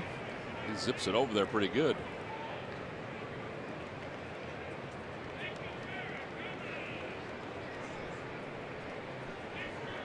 I wonder if he's ever thought about 2-strike drop down sidearm on a righty, and some pretty good velo. Can it move? I would think. He got him with the split. Boy, out of way, Hector. Cespedes strikes out for the second out. And here comes Conforto. Phillies are there half of the 9th inning. We'll start off with Michael Franco. Franco, Tommy's hit a couple balls hard today. Or Nava, I'm sorry, that's right, Tommy's out. That's the part it's hard sometimes with double switches. Yeah. When you know your bullpen's depleted, so you need to, you know, extend some guys. Who do you think he would put up? Well, it depends. If Franco gets on, he might put up someone who can bunt. He's already used Ty Kelly tonight. Ed Navas, so he's got Blanco, Kim. Split fingers there for strike. Cameron Rupp is available. They choose to go to him.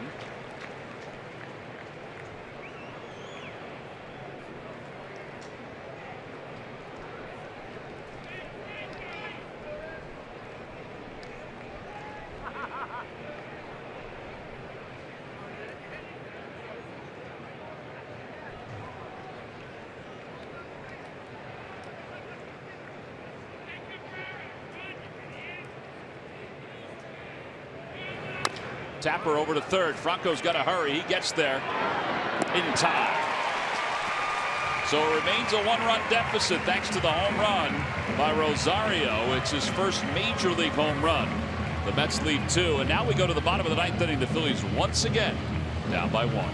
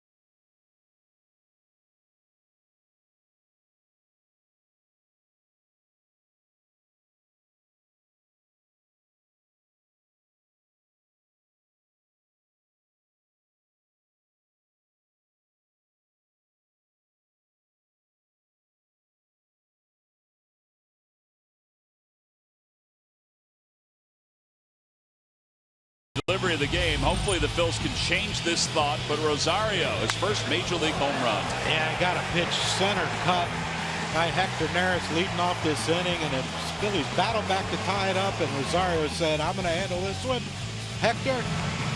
That's our W.B. Mason delivery of the game, brought to you by W.B. Mason, and that's why the Mets are ahead. But the Phils are going to come back. That's right. Mets have made some defensive adjustments. They got Neil Walker now playing first base. So he moves from second. Jose Reyes comes on to play second base for the Mets. In the outfield, Juan Lagares is now in center field. And moving from center field, there's Lagares just off the disabled list. Former Gold Glover. Moving from center field to right field is Michael Conforto. See, the Mets have what? They have what? 6 pitchers, and it seemed like they've made like 800 switches so far today. It does seem that way. Maybe that's why the bench is empty. Yeah, all they have left is Travis d'Arnaud, the backup catcher. Here's A.J. Ramos.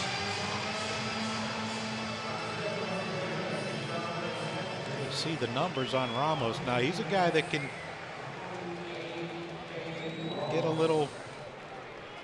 get him before he can settle in. Well, he had 20 saves with the Marlins this year, 1 with the Mets. He's pitched in 4 games. This is number 5. And he delivers a breaking ball, and it's 0-1.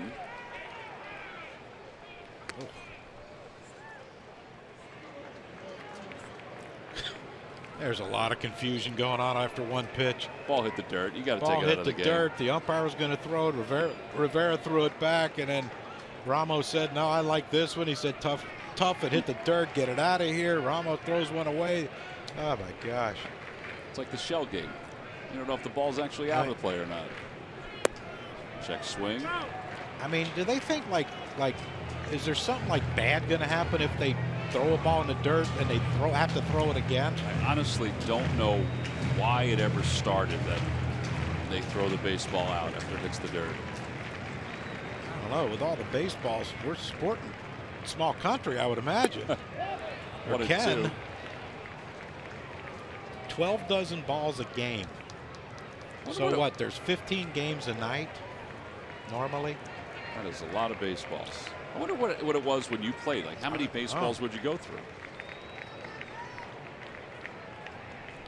Where's Danny O'Rourke? High bouncer over to left side. Rosario has it. 1 out.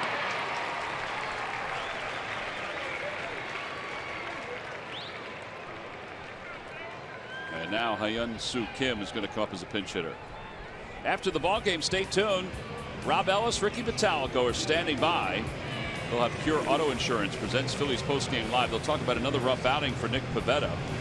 Also talk about some of the life in the Phils offense tonight. Again, that's coming up on Phillies postgame live, presented by Pure Auto Insurance.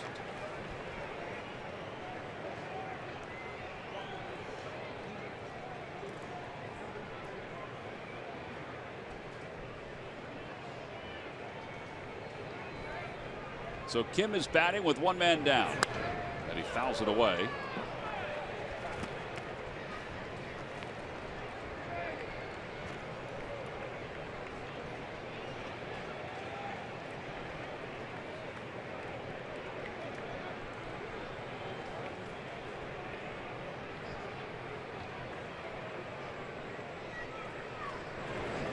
Ground ball right side. Reyes to his right. 2 away.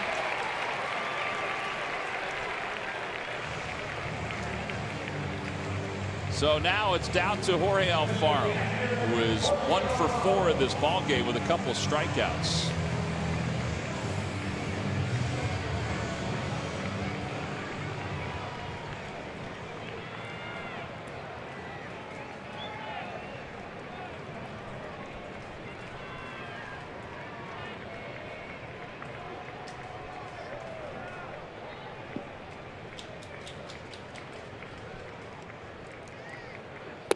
Alfaro is down in the count 0-1.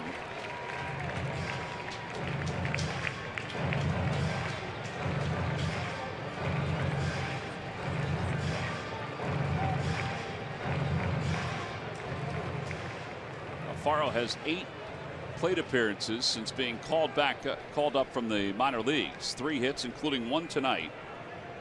2 in Colorado in his last start. 0-2. Ortiz doesn't even need help on that. Boy, Ramos has got some movement on his breaking stuff tonight. Yeah, he's got a nice late breaking slider. You can tell by all the check swings that Franco had, and now with Alfaro. No balls and 2 strikes here in the bottom of the 9th inning. Swing and a miss, and the ball game is over. Alfaro says he fouled it. And the Phillies go down 1-2-3 here in the 9th. The Mets win it 7-6. It's yet another 1-run loss for the Phils here in 2017. So the Mets have taken the first 2 games of this series. And here's that last swing. Alfaro felt like he had fouled it, and he did not. And the home plate umpire, That was Ortiz. a good try, though. Yeah, got to try to sell it. Yeah. Chevrolet player of the game is Cespedes, the 3-run home run and an RBI single. 13 homers, 33 RBIs in 35 career games against the Phillies. Might need a day off. Seriously, maybe 2. Terry Collins' team wins back-to-back games against the Phils, winning 7-6 tonight. We'll be back to wrap it up.